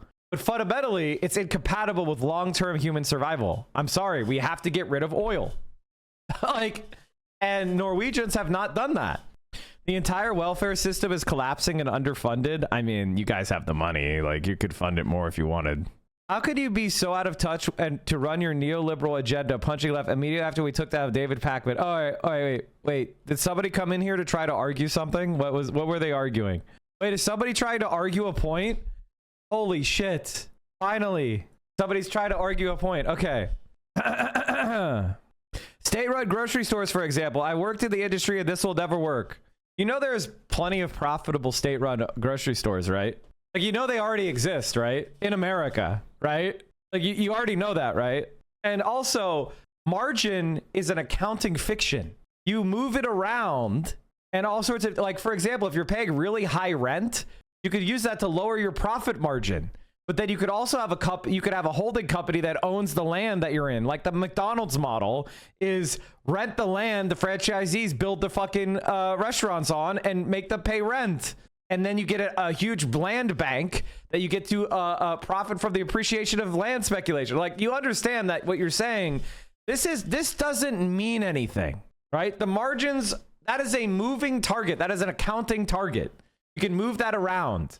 Unless you legitimately think it costs $10 to sell grapes in a grocery store in Manhattan, you're fucking stupid. We have margin on products that is like 5,000%. And he's like, they're barely making any money. Oh, ooh, ooh. It's like one of those things where you can tell someone is not a real economic thinker if they say stuff like state-run things can't work. And it's like, we have a literal existing example of them working. We just saw the Norwegian state-run oil company on the screen 5 seconds ago. Come on, man. Grocery stores have small margins. Major grocery chain CEOs say profit margins are thin as ever, even as they're raking in record profits. Oh. But Mike, they're only making... Listen, they have margins. Their margins are slight. Yes, they doubled the price of the goods and they're making record profits, but the margins though. All right, chat. That's going to be it for me today. I hope you enjoyed our Labor Day special. Here's all my links. I appreciate all of you. Thank you for all the support, especially you guys, you big gifters. T. Joe, Open Presents, Hammond Fist, Delta Frost, and all the other gifties. Really appreciate you. Hope you have a good rest of your Labor Day. Go grab a burger or a hot dog for me. And, or if you're vegan, some sort of like tofu abomination. You know what I'm talking about. We could do that tomorrow, Toasty. Why don't we do that? Well, actually, you know what? Let's do it now. Let's do it now. No, let's do it now. Give me the link. Chat. What we're going to do is we're going to raid into my next YouTube video. If you want somebody to, if you want to watch some more Mike from PA content, I made a YouTube video about this dark money shit from last week's discussion. We did even more. So, do you have the link? Toasty, how much time do you need? You can raid into a YouTube video. I mean, we're just going to do a constructive raid. Toasty, toasty,